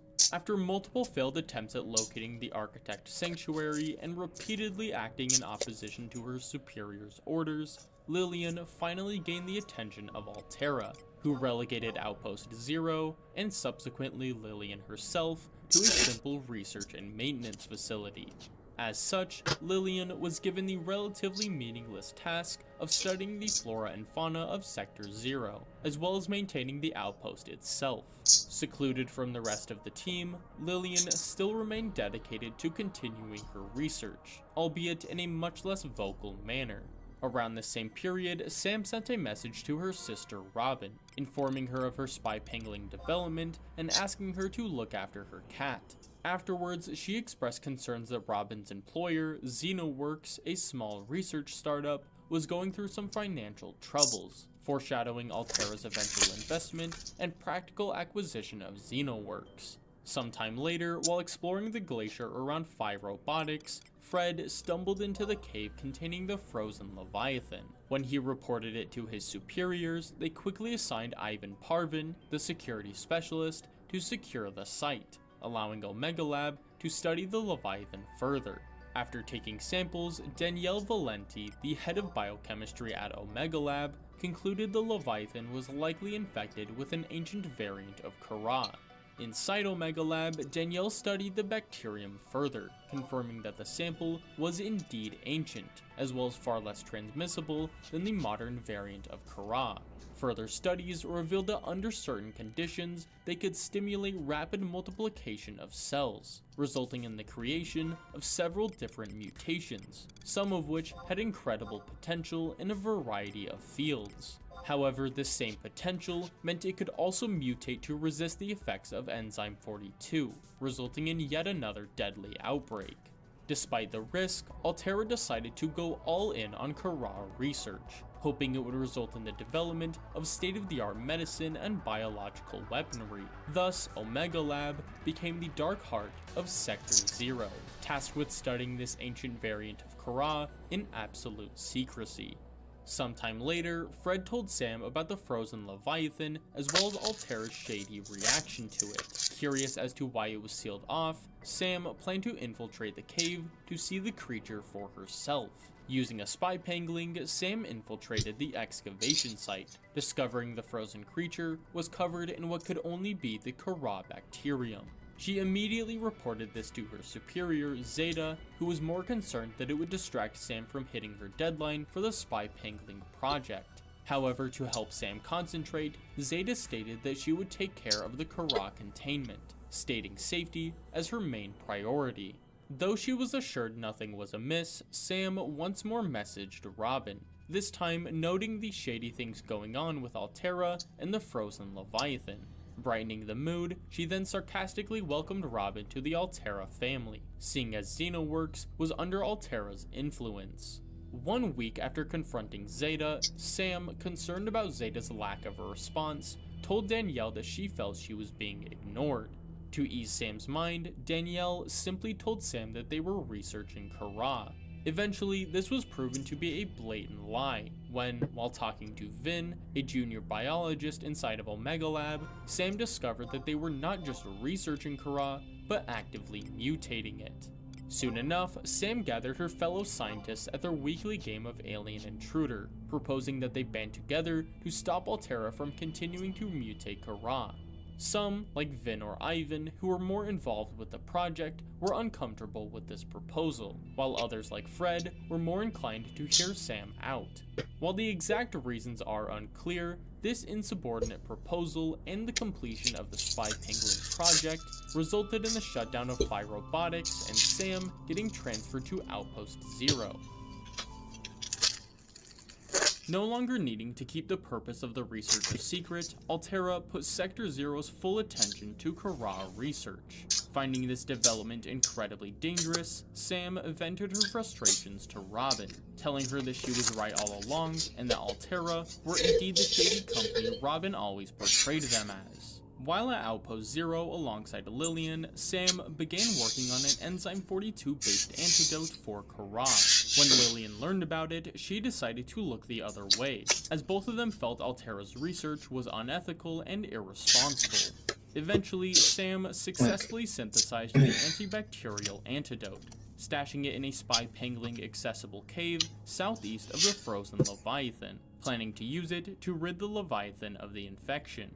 Soon after, Sam went to talk to Marguerite about her plan to cure the Leviathan. While Sam knew what she was doing was right, she remained worried about the repercussions. Whether or not Sam wanted to be talked in or out of it,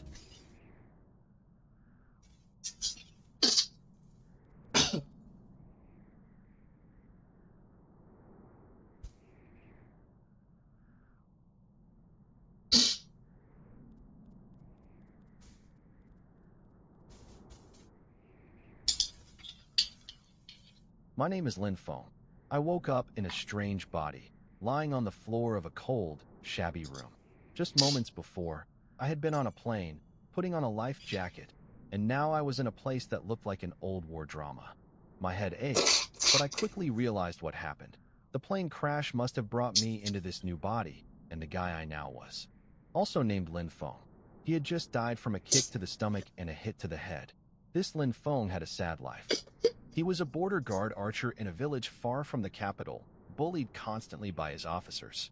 Even though he was strong, he had a timid personality and never dared to resist. His family, an old, disabled father and a little sister, depended on him. But most of his military pay was stolen by his corrupt superiors. Today, in the freezing cold, he just wanted to warm up by the fire, but instead got beaten badly for it. Now, I was in his body, but I wasn't the same Lin Feng. In my real life, I had trained in martial arts for 30 years, and I wasn't going to let these bullies get away with this. Even though I felt weak at first, my instincts were still sharp. While the three men, Shui the sergeant, Li the sly one, and Wu the coward, talked by the fire, I sat up. No one noticed me at first, except Wu Er's wife. I was starving, so I grabbed a roasted sweet potato and took a huge bite. That's when they all turned and saw me alive and eating like nothing happened. Wu Er cursed and came at me, trying to kick me in the face. I reacted fast, caught the sweet potato with one hand, and with the other, slapped him hard. He flew back and landed right at Shui's feet, bleeding and shocked. The other two men were stunned. Just earlier, I had taken their beatings without a sound, like a scared dog. But not anymore. They started to realize something had changed. I wasn't the same Lin Feng, and I wasn't going to stay quiet ever again. After waking up in Lin Feng's body, I tried to stay calm and analyze the situation. The memories of the original Lin Feng were full of fear, especially towards Sergeant Chui, whose brutal kick had killed him. But I wasn't the same person anymore.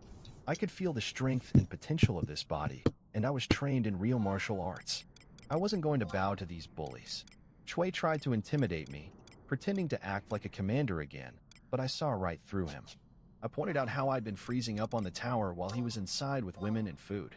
He backed down, pretending to forgive me. Then Wu Er, still bleeding from the slap I gave him, started to provoke again. His wife jumped at me, trying to cause a distraction so Wu Er could hit me. But I dodged, and they ended up crashing into each other. The slap I gave Wu Er had done serious damage. He was in pain and terrified. Li Xiong, seeing the tension rise, drew his weapon. I was ready. Before he could strike, I hit him so hard he collapsed. Then I turned to Chui. He tried another kick, but I avoided it and kicked him back with full force. He flew into the wall and dropped like a rock, unable to move. By now, all three of them were on the ground, broken, scared, and defeated. I drew my sword, not for show, but because I knew I couldn't leave enemies behind. In my past life, I made quick and cold decisions. I was about to end it, but Chui begged for his life, offering to make me squad leader and serve me. Li Xiong and Wu Er quickly joined in, groveling, promising loyalty. Even Wu Er's wife knelt and begged me to take her in. I hesitated. They looked so weak now, nothing like the bullies they were minutes ago, but I knew better. Weak people could still betray. This world wasn't kind, and I couldn't afford to show mercy. I made my choice. If I wanted to live and rise here, I had to be ruthless. So I raised my sword and finished it. The moment I was about to kill Chui Yijiao, a shout came from outside. The enemy was attacking.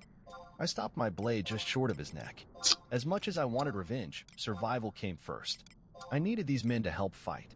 I gave quick orders. Wu Er to the beacon tower, the rest with me to guard the bridge. They were shocked but relieved, scrambling to obey. I tossed Wu Er's wife aside, disgusted by her thinking I'd take her in. I wasn't here to save her. Soon, Wang Qian rode in, breathless, warning of enemies near Shaka village. His confused look at Chui told me he didn't yet realize I was in charge. Chui snapped at him to follow my orders. The man still had wet pants from fear, but he kept his act together. We set up defenses, logs forming a circle, spikes ready. I saw 3 riders in the distance, clearly Iron True cavalry. From the short, armored leader to his 2 men, I could tell they weren't just scouts, they were killers. Their reputation was terrifying, brutal, unstoppable, able to wipe out entire squads with ease. We were only 5 guards. The others trembled behind the walls.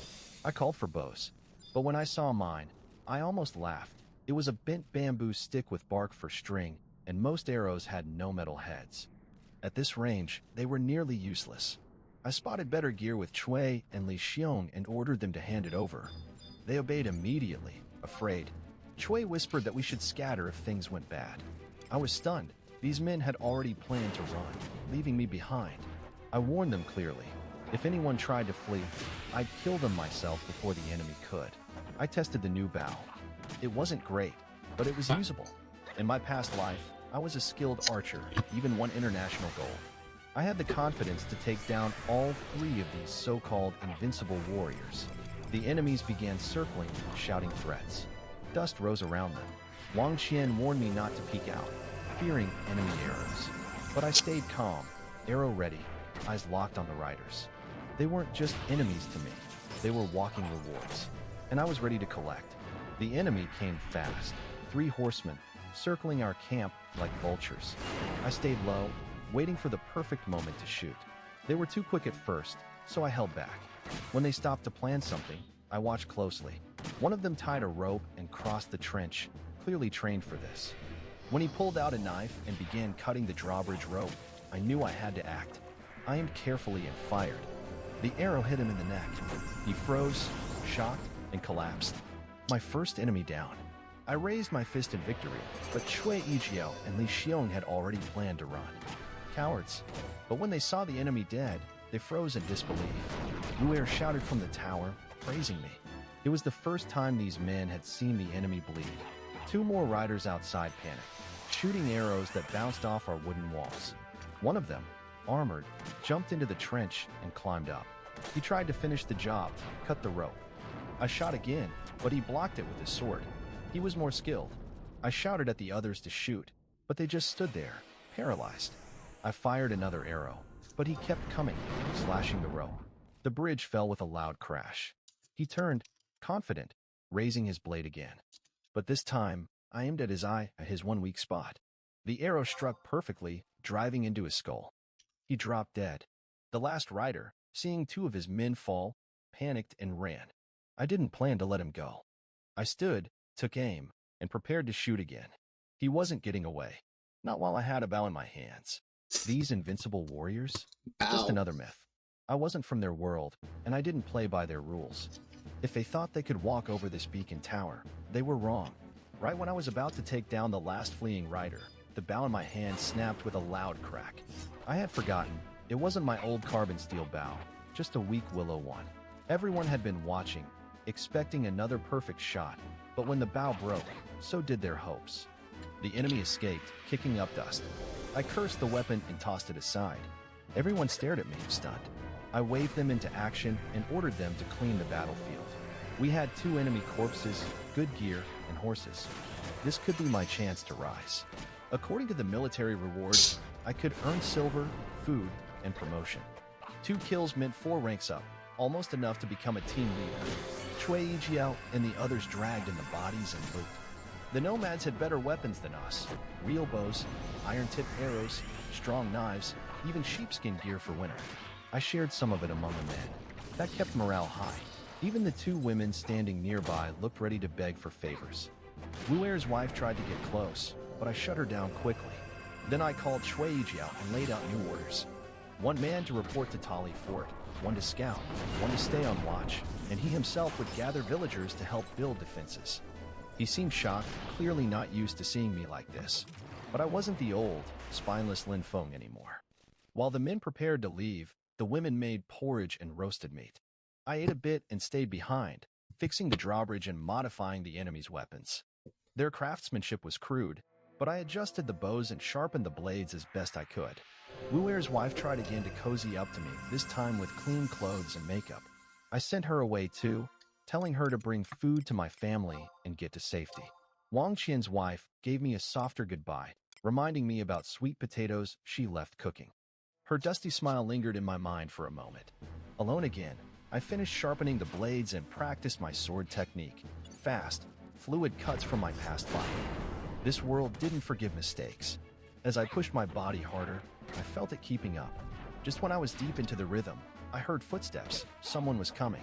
Through the gaps in the wooden fence, Lin Feng saw Chui be leading a group of people slowly approaching. They were the villagers from Lingduzi. There were no young men, only the elderly, weak, women, and children. They were in tattered clothes and walked unsteadily. Years of drought had left large areas barren. With the Iron True clan raiding everywhere, the young men in the village were either taken to the border army or forced to leave their homes. Fingzi, why did you call me here? Fingzi, Grandma still wants to gather some wild vegetables. What's going on? These villagers were either from Lin Feng's grandparents' generation or were elderly, along with many children under 10. Lin Feng was taken aback. What could these people do?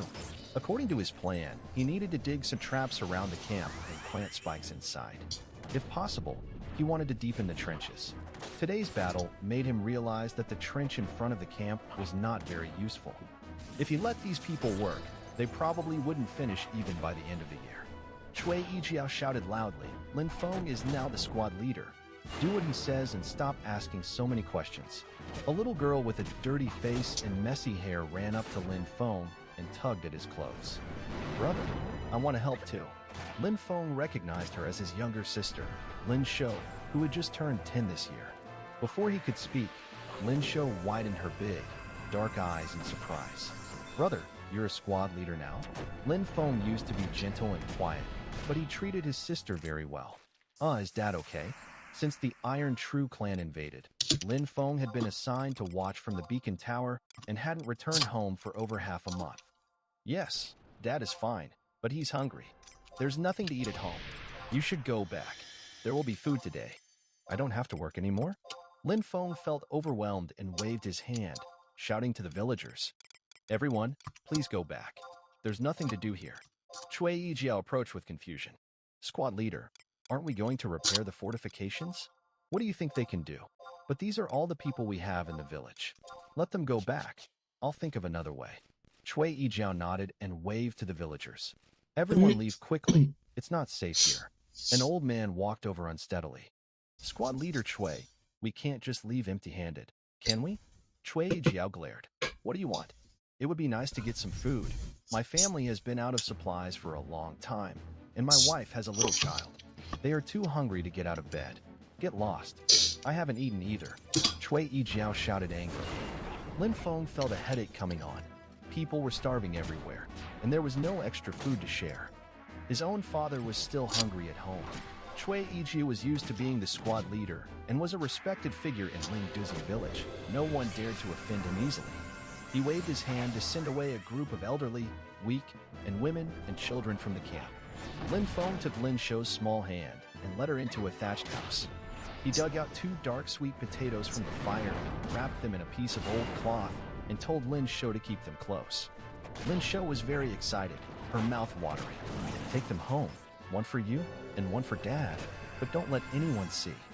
Lin Shou couldn't speak, just nodded eagerly. After he sent Lin Shou out of the camp, he noticed that one person hadn't left. It was a woman in her 20s. Although her clothes were old, they were clean and neatly patched. She had black hair and a pale face, looking tidy. Her attractive eyes showed a hint of pride. Lin Feng looked at Chui Yijiao in confusion. Squad leader, this woman won't leave, and we can't provoke her. Chui Yijiao leaned closer to Lin Feng and whispered, what's her background? She's the wife of Lin Zhaoman from our village. It said. Chui Yijiao lowered his voice further, that she had some unclear connection with the county official, Mr. Huang, and was driven away by the main wife before marrying old Lin. Lin Feng remembered that Lin Zhaoman was a man in his 40s, a former bandit who had been injured and returned home barely alive, suffering from tuberculosis. Lingduzi village had people of many surnames. Although Lin Zhaoman shared the Lin surname, he was not related to Lin Feng's family. The Lin family was the largest in the village, and Lin Feng had a cousin who was wealthy and had plenty of food. They lived in the same village but hadn't interacted with Lin Feng's family for many years. Even when Lin Feng's mother starved to death, his cousin didn't show up. What does she want? Before Chui Yijiao could respond, the woman stepped forward and calmly looked at Lin Feng. Squad leader Lin, there's no food at home. I want to work here for a meal. Chui Yijiao smiled. Sister-in-law Lin, it's not that we don't allow you to stay, but this is a military camp, and women can't work here. I see women working in the camp. Those are military families. They can stay here. Then just treat me as a military family member. Well, you. Chui Yijiao was usually fierce, but he was gentle when facing someone with a background. He was momentarily at a loss for words and turned to Lin Feng for help. The woman's bright eyes were also fixed on Lin Feng. Squad leader Lin, I can do anything, including the work you do. She spoke calmly, her expression unchanged. Lin Feng nodded. All right, then stay and work. Chui Yijiao was anxious. Squad leader, having a woman in our camp is unlucky. Lin Feng sneered. You had 2 women serving you before. Why didn't you say it was unlucky then? They're family. Stop talking and hurry up to dig a trap outside the camp. Chui Yijiao dared not say more. A glance from Lin Feng made him feel uneasy. Lin Feng looked up and saw Wu Er's head quickly duck back down from the watchtower. Is it Lin's wife? Just call me Bai Jing. All right, Bai Jing, go with Chui Yijiao to work. There will be plenty of food. Bai Jing stopped talking and turned to follow Chui Yijiao to get tools. Once everyone left, Lin Feng stood on the camp's fence, looking at the vast, barren land, feeling a sense of urgency. Sai, the situation is serious. What should I do? Thinking of his past glory and the current predicament, Lin Feng felt lost about the future. When the enemy attacked, there were no signs of smoke from the watchtowers, which likely meant the guards had already been defeated. They had become isolated. Fortunately, this area was barren, so the enemy didn't send a large army. Otherwise, they would have been wiped out long ago. Suddenly, he frowned. If he stayed here, the enemy would have a clear target and would keep sending troops to harass them. With so few people, the camp had little defense. If the enemy sent more, they would be doomed. It would be better to take the initiative choose a strong position and ambush the enemy cavalry. This way, they wouldn't have a clear target, and perhaps the camp could last a few more days. Feeling invigorated by this thought, Lin Feng called Cui Yijiao back into the camp. "Do you have a map of the nearby area?" Cui Yijiao shrugged. "At our level, we don't have that. We just act based on our familiarity with the area." "All right, draw the nearby villages, roads, and hills on a white cloth." "No problem, but squad leader, what are you planning?" Lin Feng felt it was unnecessary to hide his intentions. He needed to work with these people to defeat the enemy. "You all hold your ground here while I distract the enemy outside. If we attack from both sides, we might be able to protect the watchtower." Cui Yijiao looked at Lin Feng in confusion. His first reaction was that this guy was trying to escape. Cui Yijiao hurriedly said, "Squad leader, your appointment will come soon, along with many rewards. It might not be good if you're not here. I think the enemy will arrive before the rewards. If we can't hold our position, there won't be any appointments or rewards to speak of." Cui Yijiao wanted to say something, but Lin Feng raised his hand to stop him. "Quickly draw it, in detail." Cui Yijiao immediately fell silent, found a piece of sheepskin, and began to draw the map. At that moment, Wu Er climbed down from the watchtower, shivering as he entered the straw hut. "Squad leader, I need to warm up." Lin Feng turned and glared at him, his eyes showing a fierce look that made Wu Er hesitate to speak further. He stepped back. "I'll go back up to keep watch. I won't delay the military situation." From the doorway of the straw hut, Wu Er struggled to pull the rope and climb back up to the watchtower. Cui Yijiao didn't even dare to lift his head, seriously drawing the map on the sheepskin. It wasn't until it got dark that the map was completed. At the center was the watchtower of Lingdizi village, with the nearest stronghold over 80 miles to the west. Between the stronghold and Lingdizi village, there were 3 villages in order. The closest was Shaku village, then Tali Fort, and the nearest to the stronghold was Igo village. To the south of Lingdizi was Honglitten, and to the north was Chatsi. If the invaders were to come to Lingdizi village, it could only be from these 3 directions. Lingdizi got its name because there is a ridge 15 miles to the west that curves around the village. Lin Feng immediately decided to go check out this ridge first thing in the morning. The terrain here was complex. If it was a bit steep, the cavalry would struggle to go uphill. For the invaders, who had no horses, this was a crucial point. Inside the straw hut, a torch was lit, and Cui Yijiao clumsily set up 3 wooden sticks, hanging a small pot in the middle. He wanted to make some porridge for Lin Feng. This task was usually done by Wu Er and Wang Qian's 2 wives. Just as Cui Yijiao was thinking about how much rice to add to the pot, Bai Jing walked in from outside. She was covered in dirt, clearly having worked hard. Without saying a word, she took the rice bag from Cui Yijiao's hands and began to cook. Lin Feng was still sitting by the fire, studying the terrain by the light of the torch. Seeing Bai Jing enter, he frowned and said, "It's dark. The roads are bad. Take some rice and hurry home." "I'm not going back," Bai Jing replied while busy cooking. Cui Yijiao's eyes lit up. "Are you staying here?" Bai Jing didn't look at anyone, just focused on the rice porridge in the pot. "Is that a problem?" Cui Yijiao looked Bai Jing up and down. A woman who hadn't had children was different. She had a slim waist, wide hips, and long legs. Plus, she was quite pretty. She was 100 times better than Wu Er and Wang Qian's 2 wives. "Lin's sister-in-law. What if my brother Lin comes looking for you?" Cui glanced at her sideways. "He can barely get out of bed, so he won't come. Are you not afraid? This place is full of tough guys." Bai Jing looked at Cui with disdain. "If you really dare, I think you have some guts. Wow, this woman is quite bold." "What do you mean?" At this point, he suddenly noticed Lin Feng looking at him and immediately shrank back, lowering his head and stopping his talk. Bai Jing looked at Lin Feng in surprise. She hadn't been in Lingdizi village for long, but she knew the local leader was Cui. Although there was also Lin Da, Cui had official backing and was a squad leader. Plus, he had special skills. He was arrogant in the village, and even Lin Da had to give him some respect. Who would have thought that just a glance from this young man would scare him so much? The 3 fell silent, with only the porridge in the iron pot bubbling. Suddenly, a shout came from outside the camp. "Squad leader, I'm back. Let down the drawbridge." It was the guerrilla Li Xiong returning to the camp. In this era, it was too dark at night, and the terrain was complicated. Travelers only rode horses and often stumbled into holes. so nights were safer. The enemy rarely came out at night. Wu'er also came down from the watchtower, and a few people gathered around the fire, eagerly watching the pot of porridge. Lin Feng estimated that with this pot, he could finish it all by himself. But there were 4 or 5 people in front of him, 3 strong men. Old Chui, don't you have any dry food? Chui frowned. Squad leader, the military supplies haven't come in days. Even this thin porridge won't last long. Lin Feng was speechless. He had just confiscated some food from the enemy, but he had ordered it to be taken home. Everyone had families to feed and were in a tough situation. Let's cook a few more pots. We need to be full before we can fight the enemy. Tomorrow, I'll find a way to get more food. Chui wanted to say something but opened his mouth and remained silent. He knew that food was hard to come by now. If there were a way, with his skills, he wouldn't let the men only have thin porridge. When one pot of porridge was ready, everyone took out their rough ceramic bowls, their eyes fixed on the pot.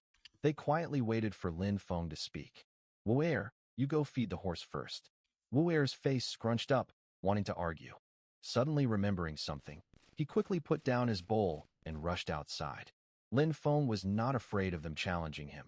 Anyone who dared to say even a word would be dealt with harshly. Keeping them around was just a waste of food.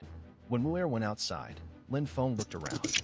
His own rough ceramic bowl had already been broken by Wu'er, so he took Wu'er's bowl to use instead. He pointed to Chui Yijiao's bowl, which was the most intact item they had. Bai Jing, please wash these 2 bowls, he said. Bai Jing quickly got up, took Chui Yijiao's and Wu'er's bowls, and went out to wash them. Make sure to clean them well, Lin Feng reminded her from behind. After a while, Lin Feng and Bai Jing each enjoyed a bowl of sweet porridge. Chui Yijiao and Li Xiong could only stare blankly at the small pot of freshly cooked porridge. Bai Jing cooked 4 pots of porridge before everyone felt somewhat full. However, Bai Jing was surprised to find that there was a sheepskin blanket here. Of course, it was a trophy from the Tatar that Lin Feng had just killed. The 5 of them squeezed together in the thatched hut to sleep because it was the only place with a fire. The night was cold, and without the warmth of the fire, they might wake up frozen in the morning. Early the next morning, after assigning tasks, Lin Feng took a Tatar warhorse, armed himself with a bow, arrows, and a long knife, and left the camp. He knew that Chui Yijiao and the others were watching him from the camp, worried not about his safety, but that he might not return. If Lin Feng was not there at the Ling Dizzy Beacon Tower, the Tatars would surely scatter if they came. Following the map drawn by Chui Yijiao, Lin Feng rode straight towards the mountains east of Ling Dizzy Village. If he calculated correctly, the escaped Tatar would return to report and would come back for revenge today. This mountain range would be the best place for Lin Feng to ambush the Tatars. In the open plains, facing skilled horsemen, Lin Feng would likely not escape. But with this mountain, the situation changed. In less than half an hour, Lin Feng arrived at a ridge. The dry yellow grass was mostly overgrown with thorns. It was indeed impossible to ride up the ridge. Some slopes were very steep, so he had to lead the horse up. Once he reached the ridge, he looked west. It was still a flat area, but here it rose into a ridge. This ridge was long and curved around the village inside. If he took a detour, it would take him half a day longer. So, Lin Feng concluded that if the Tatars were coming for revenge, they would definitely cross over this ridge. He tied the horse to a slightly thicker bush and found some grass to feed. Lin Feng carried a bow and knife and wandered around the mountains. Finally, he found a suitable spot for an ambush. He sat down beside a bush, took a drink from his water bottle, and kept his eyes fixed on the distant path in the plains. Lin Feng was very patient, quietly sitting on the hillside and watching the distance. Even though it was past noon, he remained focused. In his previous life, his resilience had allowed him to go further than others. Based on the terrain he had surveyed in the map, he was sure this was the route the invaders would take to attack Lingduzi village. Sure enough, shortly after noon, several dark spots appeared in the far distance. After a moment, Lin Feng could see that there were 5 small dark figures moving. The 5 riders of the Iron Troop clan were galloping down the country path, kicking up dust. As they got closer, Lin Feng noticed that among the 5 riders, 2 were armored knights and 3 were unarmored invaders. The 5 strong horses quickly reached the foot of the mountain, stopped, and looked up. It was initially gentle, but there was a steep section ahead. The 5 invaders discussed for a moment at the base of the before urging their horses up the hill. Everything was going as Lin Feng had predicted. At this point, Lin Feng had already taken his bow down, strung it, and adjusted the angle. He knocked an arrow and focused on one of the unarmored invaders. Alright, I gotcha. This invader was the one who had escaped from the watchtower. Lin Feng knew the exact location of the watchtower, so he had to take him out first. He slowly closed the distance from about 80 steps to 60 steps. With the quality of the bow and arrows he had, 50 steps was the ideal shooting distance. As they reached the steep section, the riders dismounted and led their horses. Lin Feng quietly drew back the bowstring, slowly pulling it into a full draw, the arrow tip moving gently. When the unarmored invader led his horse into the preset 50 steps, Lin Feng released his right hand. With a twang, the bowstring snapped, and the arrow vanished from sight. The invader was very alert and turned to look in Lin Feng's direction upon hearing the sound. The armored knight behind him, experienced, shouted a warning to alert the unarmored invader. Unfortunately, the arrow was too fast. By the time they heard the noise, a three-pronged arrow had already pierced the unarmored invader's throat. He fell without a sound, rolling down. The remaining four invaders shouted loudly, drawing their long knives and some preparing their bows, scanning the area for the source of the attack. Lin Feng hid behind the bushes, calmly knocking another arrow onto his bow. In a past life, while shooting arrows, I used cat whiskers to dampen the sound of the bowstring. Of course, I couldn't think about that now. I pulled the bowstring back again, squinting through the gaps in the bushes to aim at an armored enemy. Knowing these armored foes were experienced, I couldn't aim for their throats. I had to target their eyes instead. I released the arrow again, and it flew through the bushes, suddenly appearing right in front of the enemy. As the armored warrior searched for a target with wide eyes, he suddenly felt a sharp pain in his left eye, and his mind was shaken. He opened his mouth to scream, but couldn't make a sound. Just like that, he fell backward onto the ground. The remaining three enemies realized they were up against a skilled opponent and quickly lay flat on them, not daring to move. I quietly lowered my bow and took a sip of water from my flask. 50 steps away was about 75 meters, and at this distance, hiding behind the bushes, they couldn't find any openings. Both sides began to test their patience, which was my strongest skill. I decided to lie back on the ground and look at the blue sky and white clouds. The three enemies remained motionless for a long time. One of them, puzzled, cautiously lifted his head to look around. After nearly 15 minutes, there was still no movement. One enemy, unable to bear it any longer, stood up with his long knife in front of him and slowly crawled forward.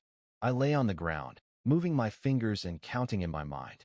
When I reached 180, I rolled over, grabbed my bow and arrow, and pulled the string back. At that moment, the enemy, seeing no movement, boldly stood up to look in the direction from which the arrow had come. What awaited him was another flying arrow. This time, the arrow nearly pierced his throat, sending him tumbling backward for 2 or 3 steps before crashing to the ground, kicking up a cloud of dust. The armored enemy had lost all courage, pressing his body to the ground and waving his hand behind him.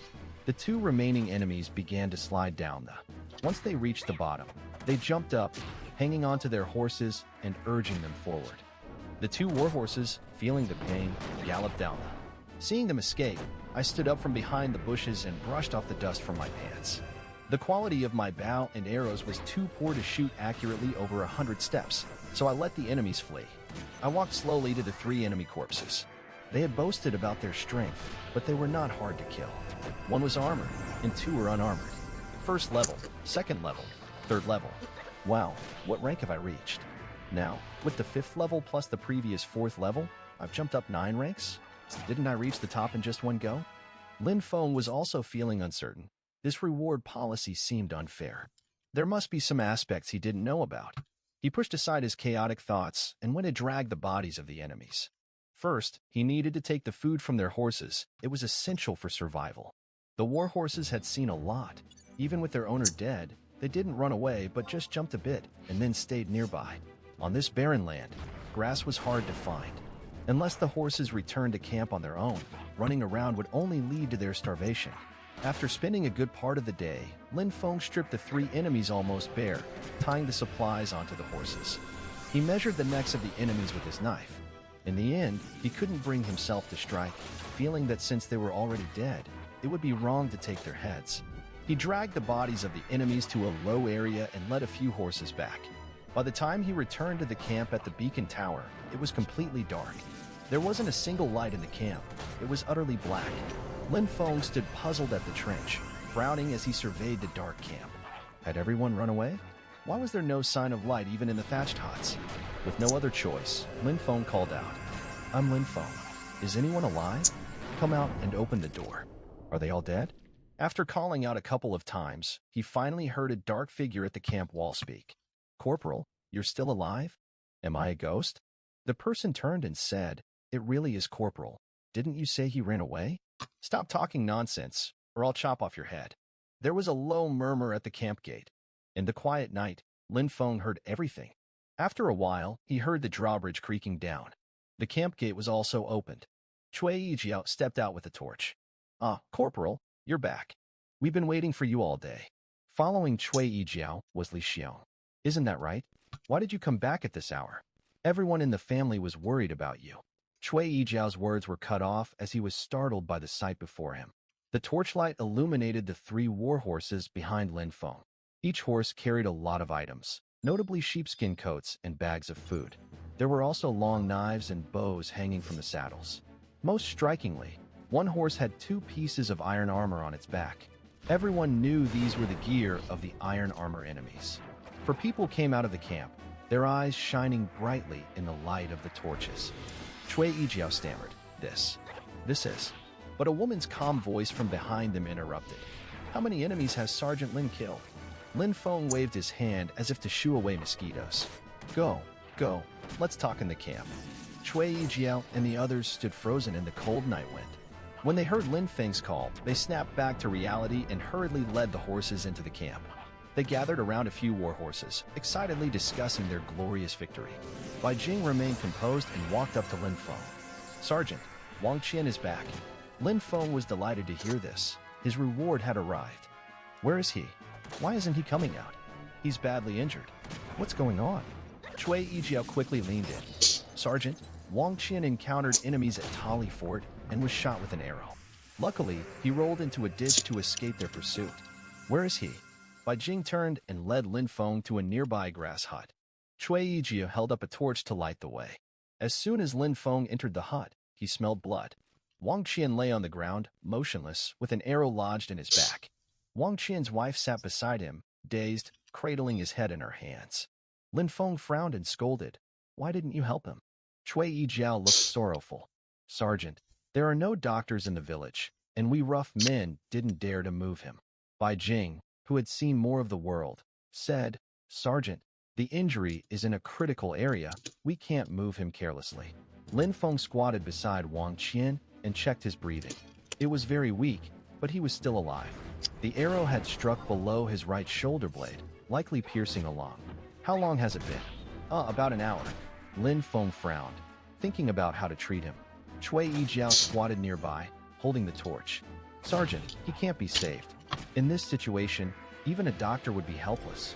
His words made Wang Qian's wife sob. Lin Feng remained silent and looked around the hut.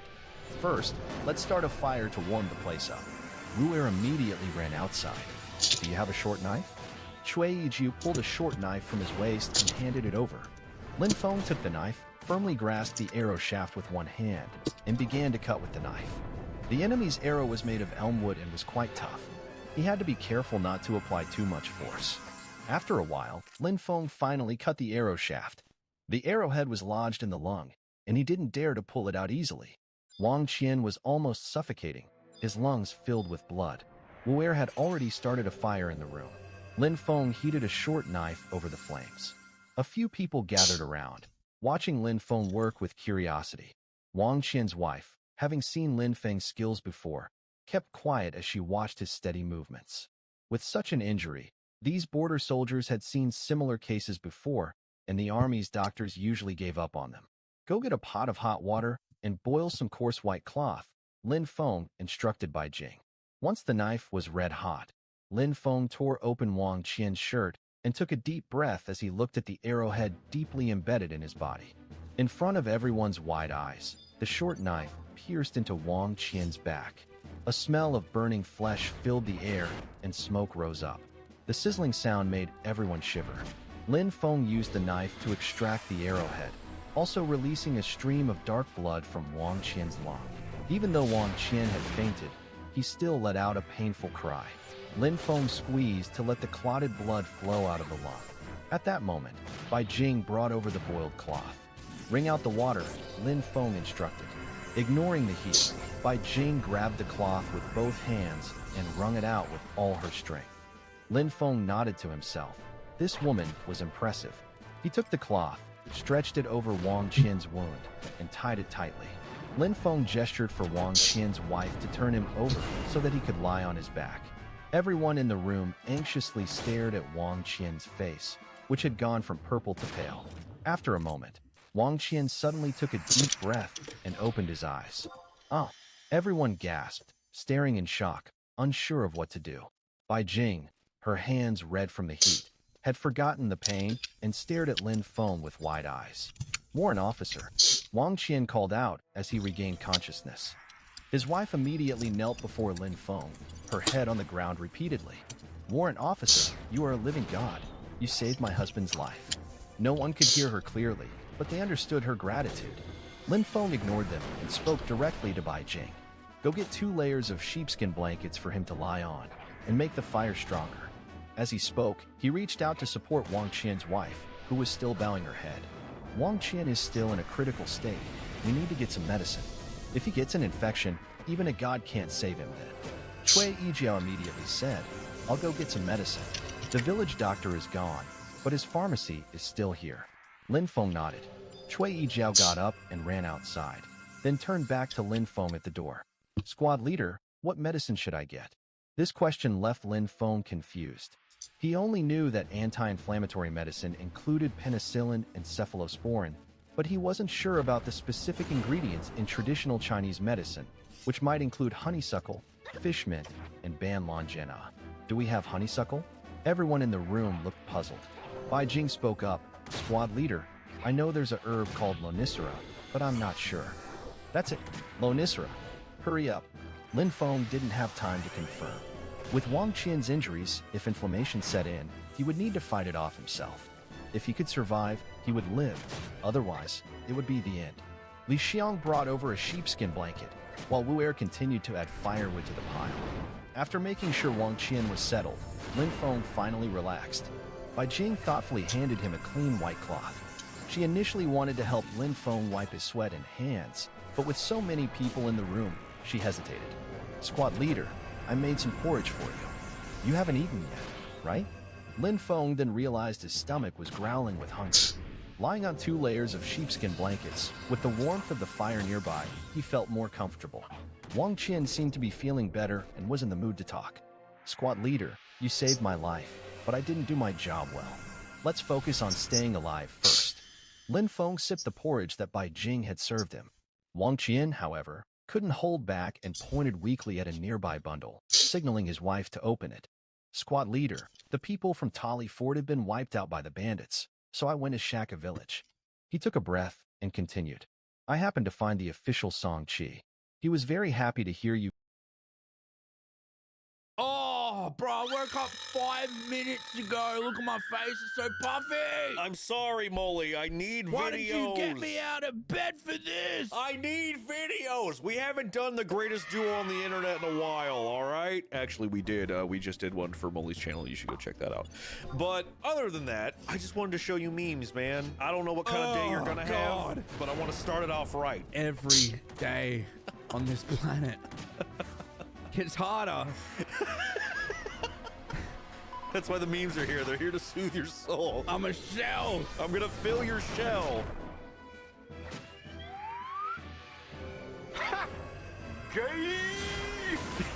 You ready to go? Play it. Run it, dude. Let's play it. All right, very first one. All right. Oh no. Uh-oh. Nat 1. Oh, that God. was crazy. Okay.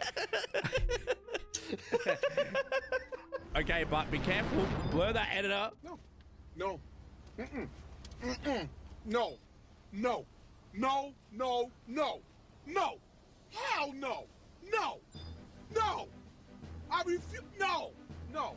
Hey, listen, he was fine. He just didn't make the jump. Play it again. Play it again. Hit him, John. That's a good one. That's a good one. Okay. We're in the right direction here. Number 2. Me and bro escaped from the Coke factory after throwing Mentos in the tanks. We gotta go, Molly! We gotta go! Dude, I had a dream like this last night, man. It was weird. Really? Did it involve Coca-Cola and Mentos? We were in this building and these like asteroids started raining down on this house we're in. And we didn't get hit, right?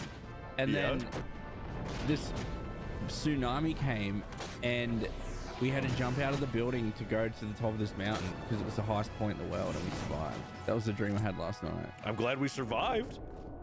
Anyway. That's always good.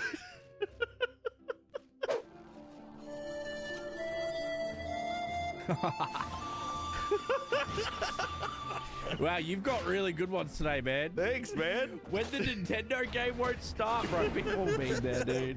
Well, maybe not kids these days, but, you know. Kids these days don't know the struggle of, like, if your game doesn't work, you gotta blow the shit out of it, man. Oh, dude, yeah. Summon the spirit of your ancestors, dog. The only thing girls blow now is...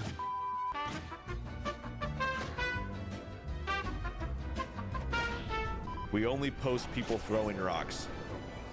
No, it says peeply. Yeah. Why has it got Halo music? That's all this is. Oh, it's just literally people throwing rocks. Yeah. Wait, was there Halo music playing at the start of that, or was I hearing shit? I think there was. Oh, look at this. Why'd the water bend like that? Dude, I don't know, but it's crazy. It's just that's dudes. Not a rock narrative. It's just dudes being dudes. Just throwing things in water. Oh. Yeah, this shit's fucking satisfying, man. Oh, with a rainbow? Oh, there it is. Ooh. Get it. Oh, good roll. Holy, dude, that thing is moving. Ooh. That was good. That was a little pause. A little pause we needed between that, games. Dude. We needed that. Little palate cleanser. All right. And now we get right back into it. No. Yes, no. I'm definitely seeing a profit here. Oh, that's crazy, Rick Harrison. Yeah, I'm definitely seeing a profit here. Yeah. No. Yep, no. I'm definitely seeing a profit here. Oh, that's crazy, Rick Harrison. Yeah, I'm definitely seeing a profit here. Yeah. That's wild, bro. He's hanging off Shrek's dick. Yup. Yeah. Yeah, called it. My question is, why do you let go? Because it's gay. Oh. Well. Shrek, though. Shrek is love, Molly. No. Shrek is life.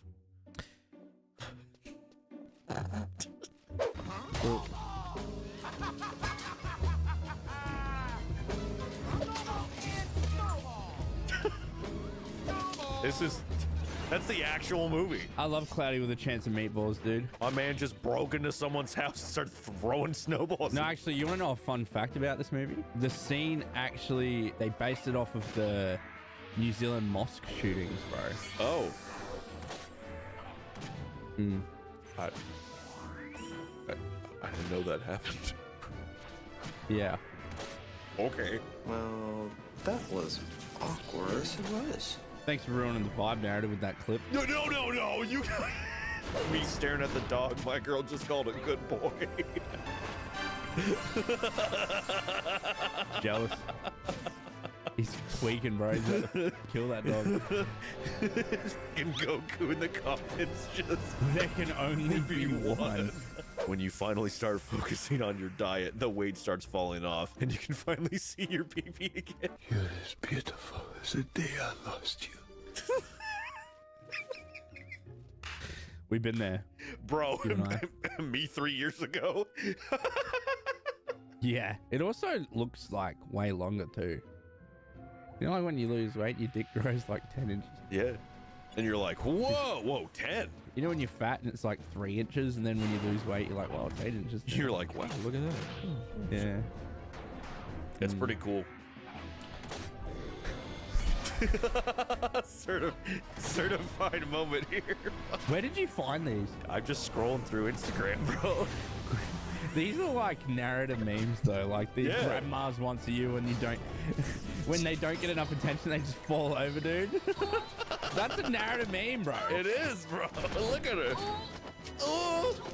It's like the clip isn't even funny, but it's the text that makes it funny. Oh, thank you so much for being here.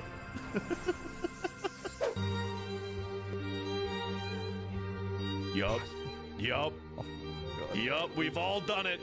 We've all done it. Bro, you need to be stopped, man. These are like... Every single person that's gone to school has done this. Yes, yeah, I know. I did this, but like... Narrative is 2025, bro. I don't even think they have mechanical pencils anymore. Yes, they do. You can get a mechanical pencil at like Target. All I'm saying, man, is like these are narrative memes, bro. Like if I wasn't filming right now and I was scrolling Instagram and I seen this, I would think of you. You know what I mean? Good. That's the point. This is my channel. This is why I find this funny. Just puns and dad jokes. Come on, man.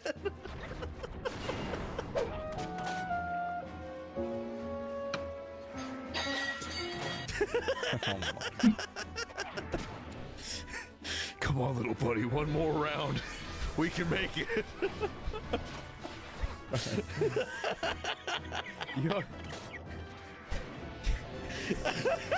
Another narrative meme. That's crazy, bro. That is crazy. Even though my dog has unlimited food, water, shelter, and love with my front door open. I'll put deep breaths here and just try to... Runs out. Every time. Yeah, dogs are actually like kind of retarded. Dude, I don't understand the fact that like we give them all of this, like the perfect life. Love, attention, water, shelter, warm blankets, toys, anything they could possibly ever want. Heaven forbid I open my front door and then Willow's just like, and you're like, no, you're right. You're right, man. My dogs do it too, dude. Listen, I know why you choose to have your little... What happened? Just a little toot. The greatest joke ever. Just a little fart. Shut up. That wasn't even funny. I don't even know why I'm laughing. Why don't you understand my humor? It's just a little fart. A little fart joke. Wow, you do that really well. I hear you have a dog named Milky. Look at that cute little pug. She's awkward though, because she doesn't really know how to like... There we go, look at her. I've never seen something so fat. Milky, you want to say anything? You want to say anything? I need you to squish her. Go ahead and squish her. Shit, hold on. There it Look at that is. squishable face. Oh, you think darkness is your ally? There it is. That was POV, Molly. What the f do you mean you have memes for me right now, bro? That was literally me before. That was literally me before, bro. Fuck me, it kind of looks like me too. You're a child in a school zone is in the way whilst I'm on the way to the casino. POV, Molly. A bitch is about to get run over. Yeah. Go in the casino to play fucking roulette, bitch. Get out of the way. Put it on black. Eddie and Gabby haven't had the baby yet, right? True. And then eventually you can check it up. Your baby is born. Oh my fucking god. A baby? I sent that clip to Gabby and then I wrote, this should help. Just follow that tutorial, you should be right. You know, because she hasn't had the kid yet. Yeah, just funny, dude. Fire like a cannon, brother. Just pew. The starting salary is 60K, but later it will go up to 100. Okay, I'll start later then. I mean, too easy. Done. Easy as pie.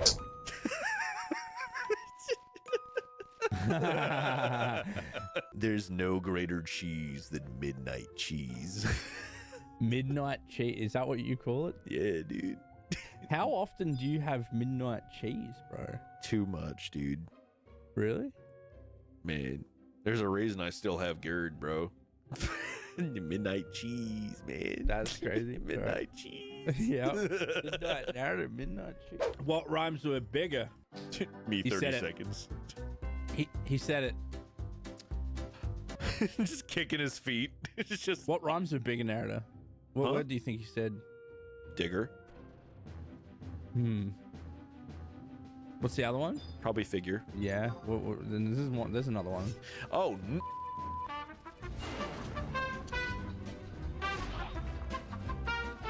Yeah, when he turns the lights off and smacks your butt and says, "Damn, that ass fat," but actually your stomach.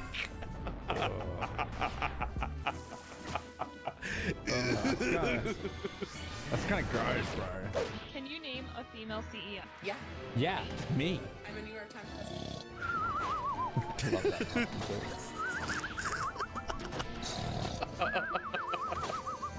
Women nap, man takes nap. Oh, we only post crazy old people. All right. Anyway, do you know what that is? That's all you can eat under a buck. Ew.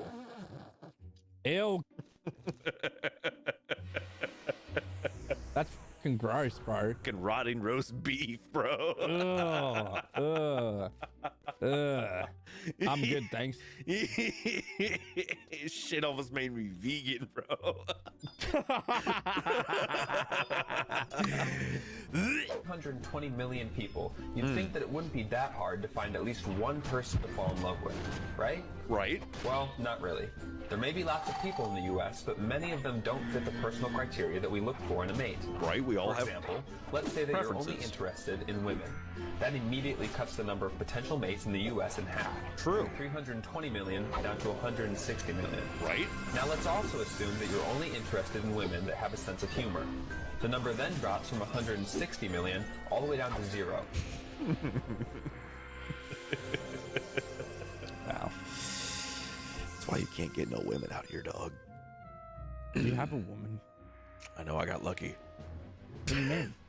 You literally have a woman. I know, I got lucky. Clip doesn't apply to you, bro. I know, because I'm just better. I'm stronger. I'm better. Feel different. You're him. Literally him. 62 being a girl, and I have been fuck yeah. misgendered. Sir, here's how to tell if your LED sign is cheap, sir. If the light burns out quickly, it might be using cheap LED, sir. Things guys do that are hot. Don't care. Anyways, here's how to tell if your LED sign is cheap. Hello. Goodbye. Anyways, if you want to start a business, what's up, homie? I'm Tony. If you want to order signs for your franchise Bro, store, definitely voted for Trump. make sure you buy from a responsible sign company. My deepest secret is that I'm like 100% No way! You kidding, right? Wow, that's a surprise. Even more surprise. This is what to do if a girl wants to sleep with you. Not interested. What's up, homie? I'm Tony. This is his entire Just because deal. a man sleeps with another woman does not mean he doesn't still respect you. Yes, he might just hate you. Anyways, if you want to start a business... Do you want to know why he's not texting you right now? It's this whole thing. I love it. How tall does a guy have to be to date you? 6'3", 6'5". Okay, so how tall are you? I'm 5'5", Okay. 5'7", So how tall do you think I am? 5'5", And how tall are you again? 5'5". And what do you do? I'm an entrepreneur. Okay. Do you have any businesses we could be on the lookout for? No, just not right now. I do not have to have a driver's license to drive a car. I am not, this is not a commercial vehicle. Okay. I know my rights. Okay. Okay. You're under arrest. Okay. This morning he really pissed me off. You know what he did? What? He opened the door for another girl. She was in a wheelchair. Ah. My name is Erin. Bro. I use she, her pronouns, and I'm Yeah, the cat knows what's up. The cat knows. It's genuinely a mystery to me, and I'm trying to get to the bottom of it. Can somebody please explain to me why it is such an impossible task for a man to simply pick up his toothbrush and put it in the drawer where it belongs? How hard is that? Because you guys, it's really starting to get to me. All of her shit on the fucking bench. Dude, yeah. Get, idiot. off. It's fucking crazy, dude. Get the fuck out of here, you stupid bitch. You stupid bitch. No matter what you look like, you know, you can have 3 heads and 5 legs. It's easy to find somebody to have with. The hard part is... Can we talk? All right.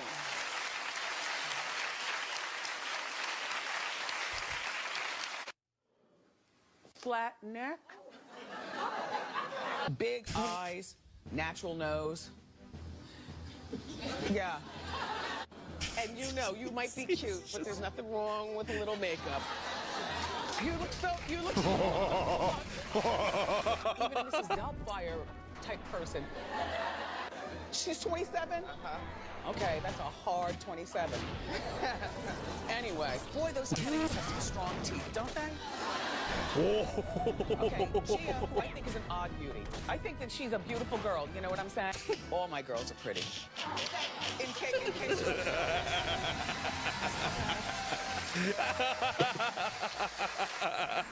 Okay, you're not models, neither am I. We don't care.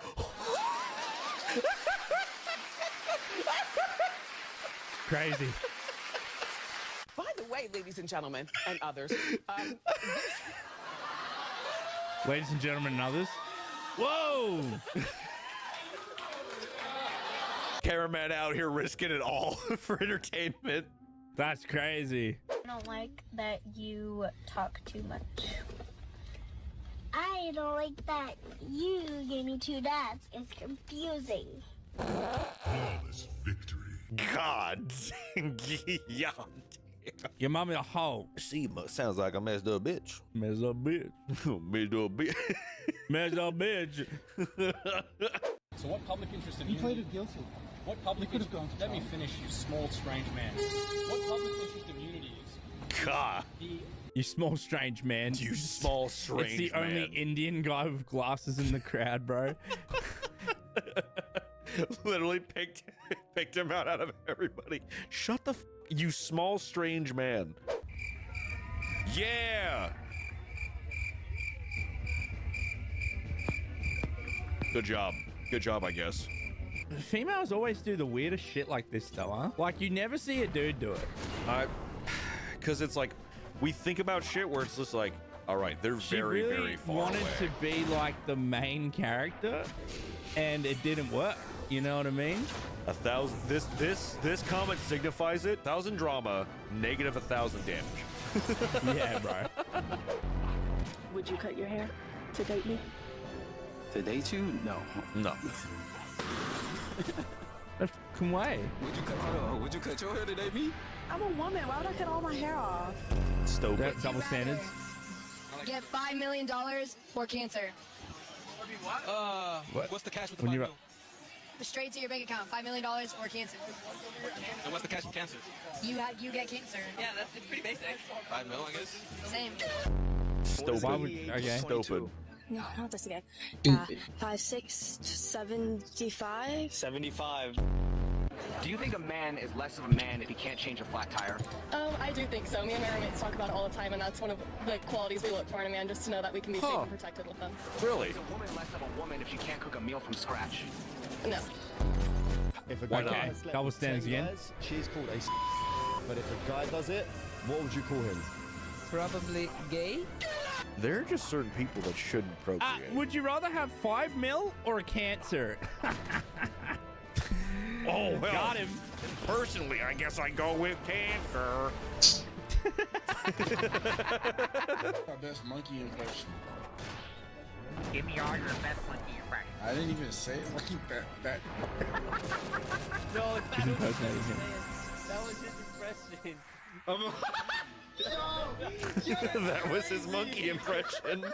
That's racist. But It funny. is. And that's why it's okay. It's... Oh. Your country is a fucking soap opera, bro. I just like the way he moves, bro. Our country's just fucking GTA 6, bro. Like, that's it. It's Fun fact, the faster you blink, the faster the cat runs. Oh my god. Yeah, you got me. You got me, dude. You got me. Name. James name. Please to. What? Bond name is the James. Are you alright? Name's known as ending the strong. Call him Bondulum. You ruined it with the worst possible one, bro. Call a ambulance. Bone James having stroke. Call a ambulance. What's wrong with this guy, bro? What happened to you? Did you hit your head or something? I think you're too tired to really appreciate these memes.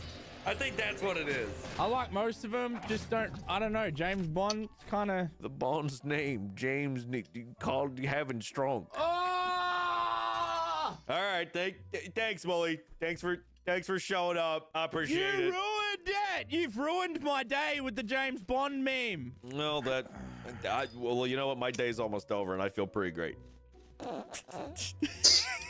Thanks for watching, everybody. If you liked the video, put a like on it and tell us what your favorite meme was, and let us know if you want Molly to come back, because he's funny and I love him. I'm recording. I mean, wait. I have a headache. I fucking hope so.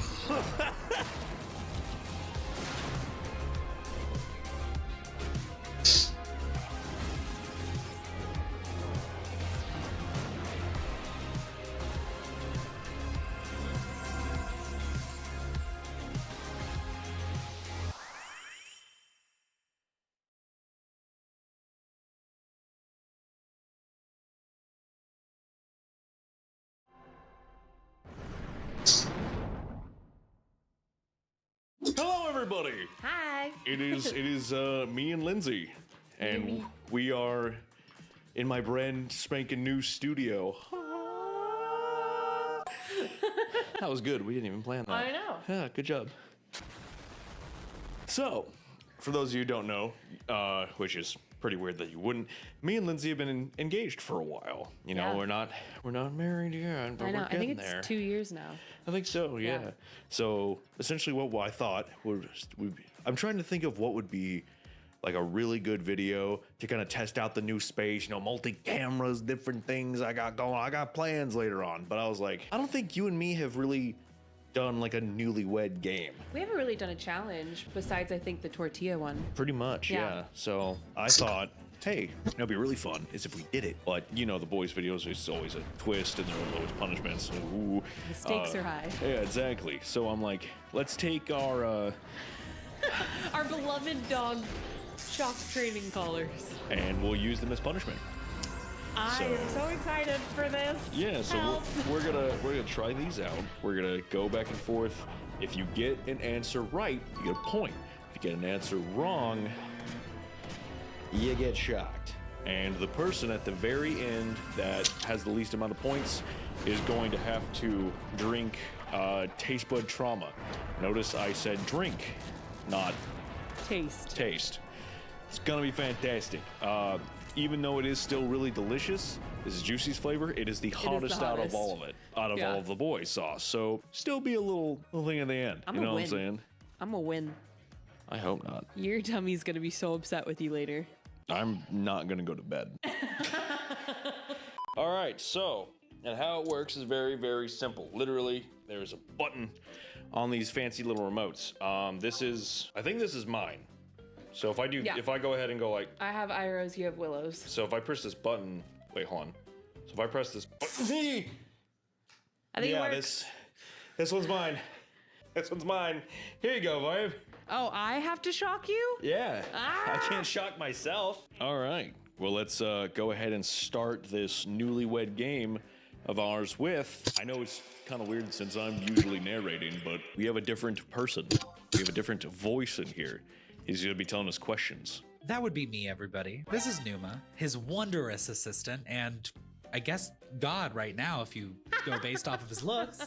It's totally not like you're right over there. I don't know what you're talking about. Okay. I'm speaking to you from the heavens. And here's how it's going to work. I have 15 questions for each of you about the other. Some of these questions will be duplicates for each other, but others will be unique and specified to each of you. So this should be fun. We're going to start off easy though. Easy mode. First, this question is for you, Lindsay. Okay. What is Grant's favorite color? Oh, okay. Oh, favorite color. It's not great when Grant doesn't know, or when narrator doesn't know. Is it a single color? It's your favorite color. Let's go with singular color. Oh, well, I wrote 2 because If it's you your want to put color if you wanna combo. put 2, you know Okay. what? It's his color combo. We'll do a color combo. Okay, color combo. All right. I know his favorite color slash. I already dropped the pen. Okay. So we're gonna start with Lindsay. What do you think his favorite colors are? Black and gold. It was indeed black and gold. Ah! You have good handwriting. No, I don't. Yeah, you do. Can the audience see that, by the way? I have Let's chicken. ask the audience. Sound off in the comments if you think he has good handwriting. Lindsay, that is a point for you. I get 1 point. I'm writing my points.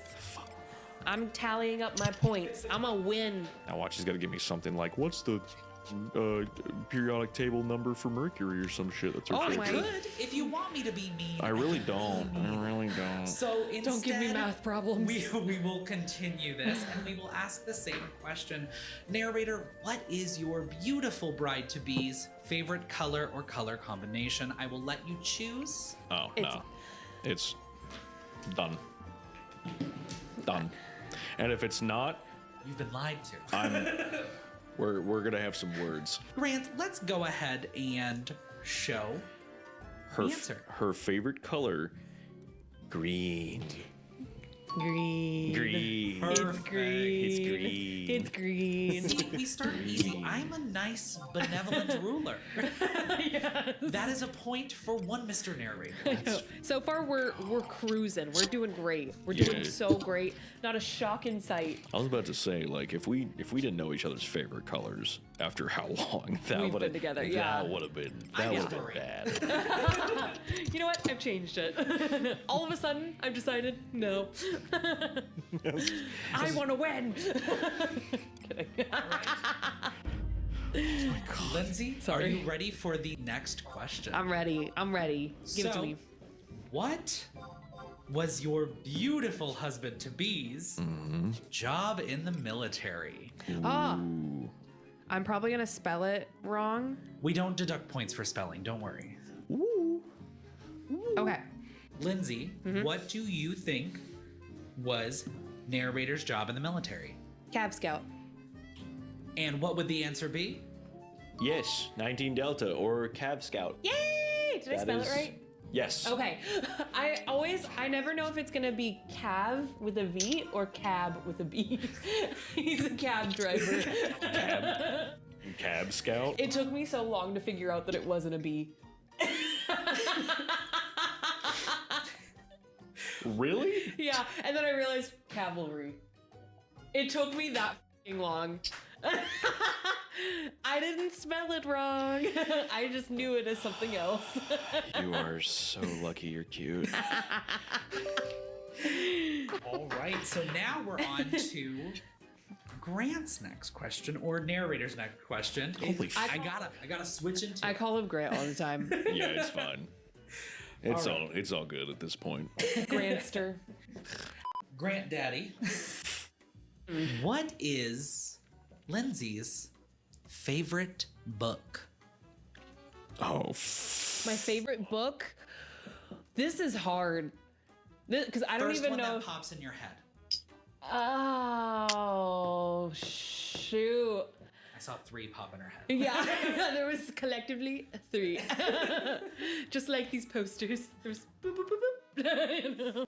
Favorite book? We like can make it simpler. Singular book? We can do book series.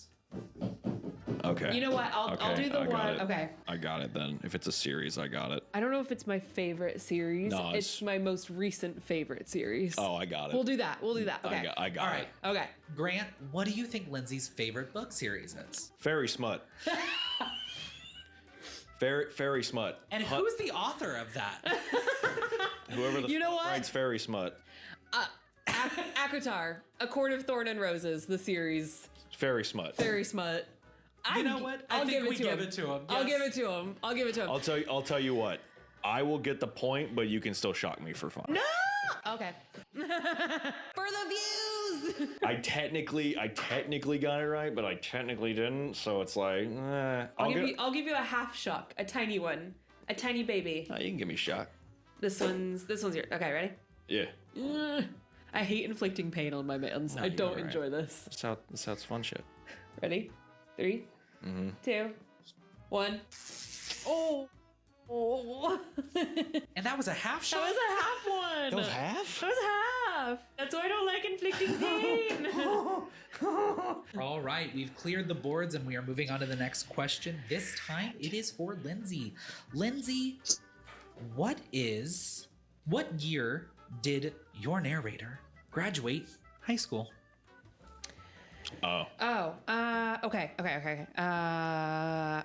Grant, what year did you graduate high school? I don't know. She's the one who has That's right. What year was that the year? 2013. You are correct. Yay! You are correct. I'm gonna win. How the did you remember that? Because I graduated in 2014, and you're a year older. Yeah, true. Too. Yeah, that's how we know. Yeah. Right. She can't wait until later this year when I turn 30 and she's still 29. I'm so excited. Her whole thing is she's gonna call me old man for like old man. Yeah. I told her if you do, I'm gonna. You're my silver fox. I'm gonna have you dye my hair. I'm gonna have you dye my hair white again. Right. One last time, just so I can be a silver fox. Yep. You're always... Comments. Let me know down below if you want to see that transformation again. Silver fox. Daddy narrator. Everybody want that? I want that. I don't want to do the work, but I want that. I mean, I do need a haircut soon. You do need a haircut. All right. I'm being put to work. All right, Grant, we are back on the categories of favorites. What is Lindsay's favorite Studio Ghibli film? Well, that's a good one. Oh man, her favorite Studio Ghibli. That's a hard one. That's a hard one. Okay, hold on. At least you know the names of these. I'm pretty sure I messed up the first word, but that's okay. Grant, what do we think Lindsay's favorite Studio Ghibli film is? There's a lot, but her favorite, I put Howl's Moving Castle. And Lindsay, what would the answer be? Kiki's Delivery Service. Oh, I forgot about Kiki's Delivery Service. I remember that. So I forgot. In a bakery in like Italy. I think I have the VHS for Kiki's Delivery Service. I think the main reason I put somewhere. Howl's Moving Castle is because that was the last Studio Ghibli movie we watched together. Probably. Yeah. I forgot about Kiki. Yeah, Kiki is my favorite one. Kiki is my favorite one. I forgot about Kiki. And if I'm recalling the rules of this beautiful game, I think that means someone gets a full shot. Some bullshit. All because I forgot about delivery service. Hello? The amount of Amazon packages I delivered to this house, you mean to tell me I forgot about delivery? All right. Looked delightful. All right. I did not. I take no joy in this. I take no joy in your hate. I'm just treating it like a muscle. A stem. Yeah, thank you. Stem machines. I was stemming there for a second. I couldn't get the words out. Jesus. All right. We have now a few questions that are going to be duplicated for each of you. So we're gonna do this is gonna be a good test. Ouch! Sorry, I just hurt myself. Everything's fine. Lindsay, I pulled my hair. Sorry. What is your fiance's go-to Starbucks order? Oh, that changes. Okay. Okay. We can go recently. Okay, I got it. You know what it is. Yeah. You should know this. She's writing a shit ton right now. She's getting your breakfast order as well. I was about to say, like you're getting specifics. Yeah. All right. Lindsay, what do we think Grant's go-to Starbucks order is? It is the oat milk lavender matcha. Lavender matcha. Yeah. She did get specific, yeah. I did. So that is a point for one, Miss Lindsay. So we are now going to go ahead and flip the same question over. Grant, what is Lindsay's go-to Starbucks order? You've got this. You've got this. Hold on. Oh my gosh, my handwriting's getting worse and worse as I go. I don't know if that's how I spell it. Again, I graduated high school with a D- in English. You know, the this is not language a I speak. No, I'm also severely dyslexic, so I think you're good. I think you're all right. I'll be able to read it one way or another, or not at all. All right, Lindsay, Grant, what do we think? Careful, Lindsay's he's learning. Starbucks order is. I put iced brown sugar shaken espresso. Yeah! Yeah! That is a point for Grantonio Banderas over here. I love that you say that, Grantonio Banderas. It's literally what I got you today. Yeah. So I planted that seed. I debated on removing You it would when have I saw gotten it. extra points if you put vanilla sweet cream cold foam on top. Would I have gotten extra points? In life. Oh. Yeah. In life. Okay. Yes. All right, we've got shit. another duplicate question if you're both ready. I guess so. So this question is for Lindsay. Okay. Lindsay, what is Grant's favorite Pokemon? Ooh. If you get this, I will be really impressed. Okay. be Okay. really impressed. This is what I have believed to be known as his favorite, Lucario. How the Really? I got it! How did you remember that? Because you're my husband. To be. Oh, You know they sell a life-size Lucario now, right? Yeah. I know. Just That's saying. Because every single time that we've played Pokemon, you show me Lucario. I have. Yeah. Do you know why he's my favorite? I do not know the why. Because he's really cool. He has aura shit, so he's like He's got max aura. Yeah, he has He's max got aura. the max aura. he's one of the only Pokemon also that has his own movie. Amazing. He didn't lose any aura points for that. None. Not a single one. Not a he single has one all actually. of them actually. Actually, not a single one. Just saying. All right. Grant, we are now going to flip the same question over to you yet again. What is Lindsay's favorite Pokemon?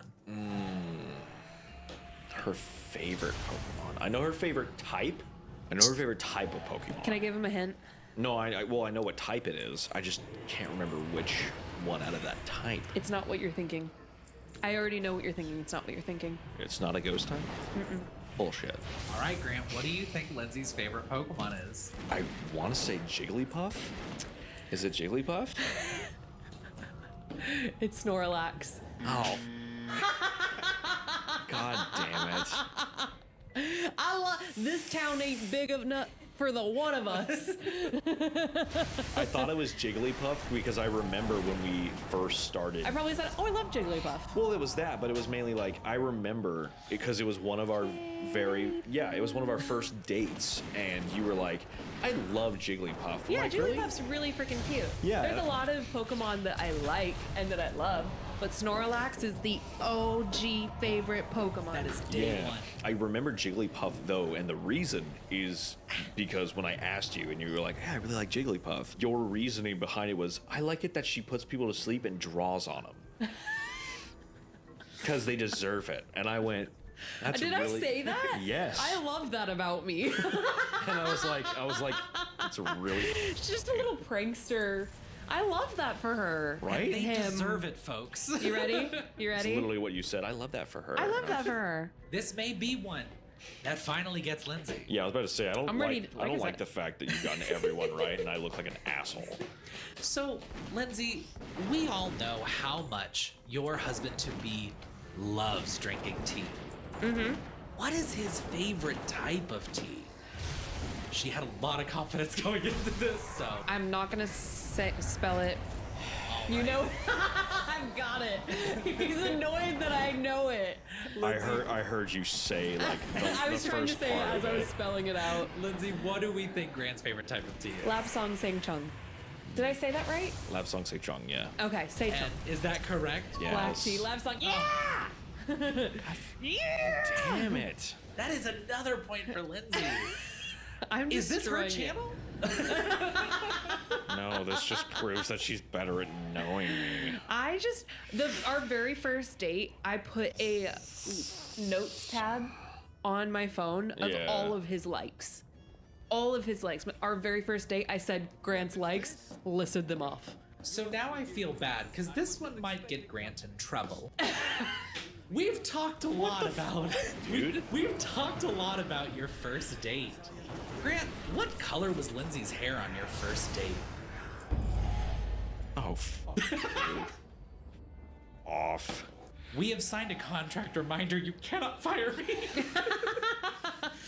All right, Grant, my boss and one of my best friends. What do we think Lindsay's hair was on your first date? If I remember correctly, which I don't even know I remember what I had for breakfast. I'm pretty sure it was brown and purple. It was green. I think it was Femboy Deku is what I said. I looked like Femboy Deku. Oh, you did. Babe! What? How do you not remember these things? I'm gonna blame it on my new medication. That's supposed to help you focus and remember things. You ready? Well, no. Well, too bad. Oh, that was a long one. I'm sorry. I pressed and held it for a little vengeance. I deserved it. Well, how many do you have? I have 6. Oh, double my score? Yeah. Better keep up. Now, Lindsay, I need you to look straight ahead, and Grant, I need you to cover your face. How the fuck? Okay. Which one? This straight ahead or this straight ahead? Either one. Lindsay, this is easy. What color is your fiance's eyes? Oh. They're blue. They are blue. They're the prettiest blue. They're the prettiest blue. They are. They're so pretty. I should have put... No, wait, hold on. They're dreamy blue. Look at that. Dreamy blue. They're dreamy. So, Lindsay, I'm gonna need you to cover your face now. What? Hey, Grant. Wait. Remember when I told you to take a good long look at her earlier? I was really trying to give you a chance here. Fuck. What are the color of Lindsay's eyes? I know the color of my wife's eyes. They're green. Like my favorite color. Whatever. All right, and Grant, what do we think the color of her eyes I put are? caramel brown. Oh, that's sweet. Because every time the light hits your eyes, they turn into a caramel color, and I like it. Okay, I'm gonna cry now. That's actually really the same sweet. man she shocked everybody. Yeah. It's not my fault. He did it to himself. This is all What was my his hair fault. color on our very first date? No? Zap! You also wore a blue polo and khaki shorts. I did. All right, so now I have a new one. This is one that some might consider difficult. Okay. Lindsay. Oh, it's for her. What? Yes. Nice. What was Grant's first ever job? Oh, okay. First ever Oh, okay. First ever job? Yes. Almond farm. Almond farmer. Man. You said hard. What would be the other one? What would be like would it be the military after that? Mm-hmm. You didn't work at Best Buy after that. I did almond farmer, and then military, and then I worked in the in my college as bad as it sounds, it's not what you think it is, as a cage worker. Oh, I got it. Yeah, because there was close. There was because I went to film school. So in film school, where the area where you rent all of the equipment is called the cage. So I was a cage worker on paper. Yeah. I put that for taxes. It's hilarious. And then they put you in go-go boots. Yeah. Wow. I've actually only had 4 real jobs. I don't even remember what my first job. Just child labor work. I put farmer. Yes. Yeah. Okay. Yeah. Well, yes, it worked. So this is a really fun thing for you to pose. So we all agreed that was an easy question, right, everybody? Oh no. Hey, Grant, what was Lindsay's first ever job? I just gave it to you. Yeah. Child worker. Child worker. Essentially. Yeah. Child worker. On what? You know, stuff. Babe, I'm gonna give a hint here because I am just so kind. It's very similar to the type of establishment you worked on. We are giving you all of the hints. But not for plants. I mean, you worked on an actual farm when you were a kid. It wasn't an almond farm, but it was an actual farm. Yeah, they call those a ranch. And you know what? I'm gonna give that to him. Yeah, I'll give you that. That is a point. I'll give you that. Okay. Yeah. And Bless now him. We're back over to Liz. I'm a little bit of a slow start, but I'll get there. Listen, it's what, like 10 p.m. when we're recording this? My Vyvanse is gone. Like my medications. The memory has left him. Memory's gone. He Dumbledored that right out of his brain. All right, Lindsay, what show can Grant watch over and over again and never get tired of? Okay. One Piece. Did I get it wrong? I believe I also know the answer to this question, but Grant, how about you show the audience what the actual show that you can watch over and over again and never What do you think it is? My guess, and I do not have any kind of electronics hooked up to me, is Avatar: The Last Airbender. Oh, yes. Which is what it is. Yes, it is. Avatar: The Last Airbender. Now, some of you may not know this, but across from where Lindsay is sitting, there used to be 4 portraits of characters from this television show mounted to that wall with gorgeous lights attached to them. There is also, every day she wakes up to go to work, she has to look at me and my f***ing tattoo that's on my arm every day. Yes, it is on his body permanently. I can't believe that I got that wrong. Yeah, ow. I flexed my muscle and it hurt. I flexed it I and thought it it was hurt. my turn. Oh, All right, man. hold that in your hand and let's see how this feels. All right, you ready? No. I'm just kidding. I pressed the wrong one. I wanted to get you. Okay. Okay, sorry. All right, ready? Yeah. 3, 2, 1. No. That's what I've been doing to you this whole time? It's been on my arm This the whole time? But he's grown numb to it now. This is an easy one, truly. What is your fiance's dream car? For everyone who doesn't know, I just got into a car accident, and we've been talking about getting this car for the past freaking forever. Could I just say this one? I think you could just say it. K-Truck. Correct. It's a K-Truck. I'm getting one. You are getting one. I'm getting one.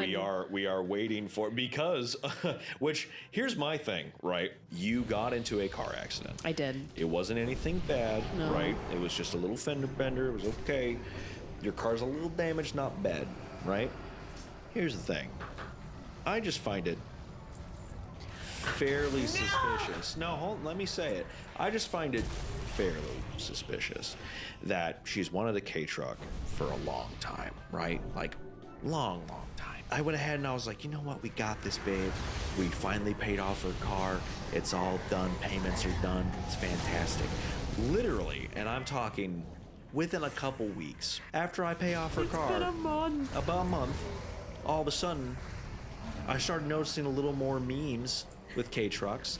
The tariffs got a little crazy, so everything's getting a little more expensive to ship over. I think and all of a sudden, you just happened to get into a wreck, and Are you we have to insinuating sell that the I car. did this on that I put myself and another stranger, Someone in she has no danger? attachments to. I'm just saying, I'm not suggesting anything, because that would be I would bad. never. What I'm saying is that it's just very convenient that now all of a sudden you're getting a K-Truck. I manifested An accident. too close. Yeah, I just accidentally manifested that I would get one in the worst circumstance.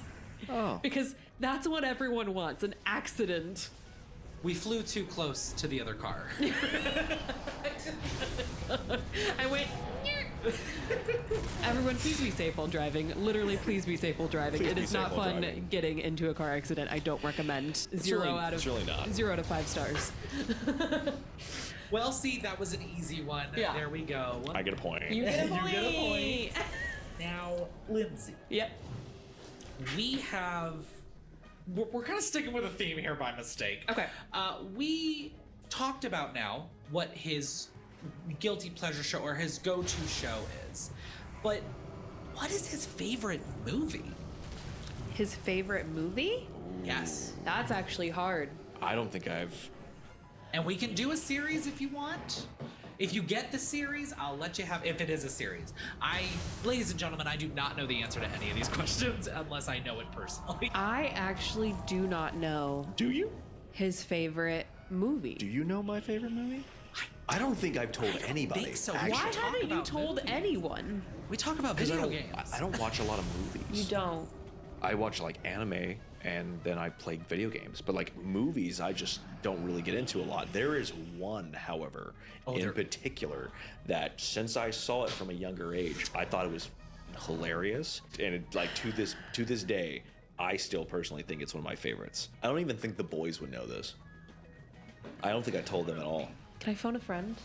Call your mom? You can try. Let me call your mom. I don't think my mom knows. You could call her. We're using the very first phone a friend of the series. I'm gonna try. Even if she doesn't, I'm gonna try. Hello? Hi. I have a very quick question. We're recording, and I had to phone a friend. Do you know what Grant's favorite movie is? What his favorite movie is? Yes! No one knows this answer. I don't think I know either. Worse, I'm gonna get shocked. He's gonna shock me. Nobody knows the answer. Because I would have said like Avatar. That is a sin. The Avatar movie's terrible. Yeah, the Avatar movie. The show was good. Okay. Oh, we're struggling. We're Kudos trying to you, Mom, though, for knowing that's my favorite show. Someone did. See, she didn't guess One Piece, which is huge. I think I'm screwed. I think you are, dear. Oh, okay. Well, I'm gonna go die now. Thank you. Okay, I love you. Please love you. call me at this hour and scare me like that. You know. Well, unfortunate things are going to happen, but just to me, so that's fine. All right. Love you so much. Love you. Bye. Ooh. Oh, I love her. Just throw a movie on there. Okay, I'm gonna try this one. I don't know if it's right. He did say it's a part of a series, so if you guess No, the it's series, not. Oh, never mind. No, it was tied. It was tied with a movie series. Oh, I but see what this you're one is its own deal. It's its own deal. I'm gonna try it. Home Alone? No. That was a shot. In the dark, Mike. It is not. You know what? What is it? What do you think it is, Brandon? Oh no. Okay, so you said a comedy? It's a comedy with action. It's about a journey. And you watched it? A journey? A journey. You watched it when you were a kid? When I was younger, yeah. Princess Bride? No. That's a great movie. Okay, so a comedy, an action comedy about a journey. To Atlantis? No. The main character has to go on a journey. I will ask for one more hint. Animated or live action? Live action. The Mummy. No. That was a great movie though, guys. Yeah. Hashtag No. Brendan Fraser. What is it? Inquiring minds want to know. So, there is a movie called Legends of the Forbidden Kingdom. That's not even a movie. I have never heard of this. I haven't either. I think he made it up. So, this movie, Can I look this up? Yes, as a kid, I loved this movie. The main character is in modern times, and he essentially gets sent back because he was in a kung fu fight with these guys who was robbing a shop, and so it's kind of like an anime isekai. So he gets transferred back into rural China to try, and in order to get back, he has to free Sun Wukong. As one does. You got the name of the movie wrong. It's called The Forbidden Kingdom in 2008. Well, whatever. There's no legend. To him, it was legendary. It was. The Forbidden Kingdom. Yes. It had Jet Li and Jackie Chan in it. Who? Jet Li? Huh? Jackie Chan? Jackie Chan, yeah. There you go. What'd I say? Jackie Chan. You put a good It's old the same cha. shit. Jackie Yeah, Jackie Chan. You said Chacky. You know what I mean. D minus in English. Whatever. Oh. It was awesome. Sound off in nervous. the comments if you Know this also movie. know and love this movie. Yeah, if you know the Forbidden Kingdom, you are really cool. You're good with Not Legends of, by the way. starring Jackie You get Chan. a point taken off because No, I think what happens. he got the name of the movie. What do you mean I get a point? You know what? Get shocked. Sass me. I'm the sassiest. All It's my right. job to sass you. Well, Lindsay, now it's your turn. Okay. To possibly get him shocked. Grant, if Lindsay could have any one superpower, what would it be? Oh. Oh man. One? I don't even know if this is what I would choose, but it's the first thing that came to mind that I was like, all right. Wow. So, okay. So Grant, what Makes me do feel we good about my think answers. her power? What do you think her power would be? So I put 2. Show the camera. So I put either A, become a real witch, or B, animal communication because you love raccoons. I do love raccoons. I do love raccoons. But were either of those what you wrote down on your board? I put shapeshift. Oh! So I could become an animal if I wanted to. I mean, I'd say let's it's up ask to the you. audience. It's up to you. We'll just do a draw. Do You a know draw? what? A Do draw. Do a draw. So You no don't get a points. point. No shocks, no points. Yeah. Okay. Okay. Yeah. I'll take that. Yeah. Give his skin a Yeah, chance a to- break. I've been winning. All right. For a time. Now, Oh my god, that was scary. all right. So, not the same question, but Lindsay, the two of you are a part of a D&D campaign. One that the beautiful person talking is also a part of. In this D&D campaign, what god did Grant's paladin originally worship? Oh. Or serve? Originally. Okay. And she is our note taker for the I campaign. am. I'm like, can I? This is not an open book quiz, unfortunately. Damn. We already let you call. A That's why I family take member. notes because I forget. I'm like, Sarah? Help? I know that's not how you spell it, but that's okay. Oh my god. Oh my god. Let it be Actually, known. it's his god. Oh, I got it. Tear. Why'd you say something?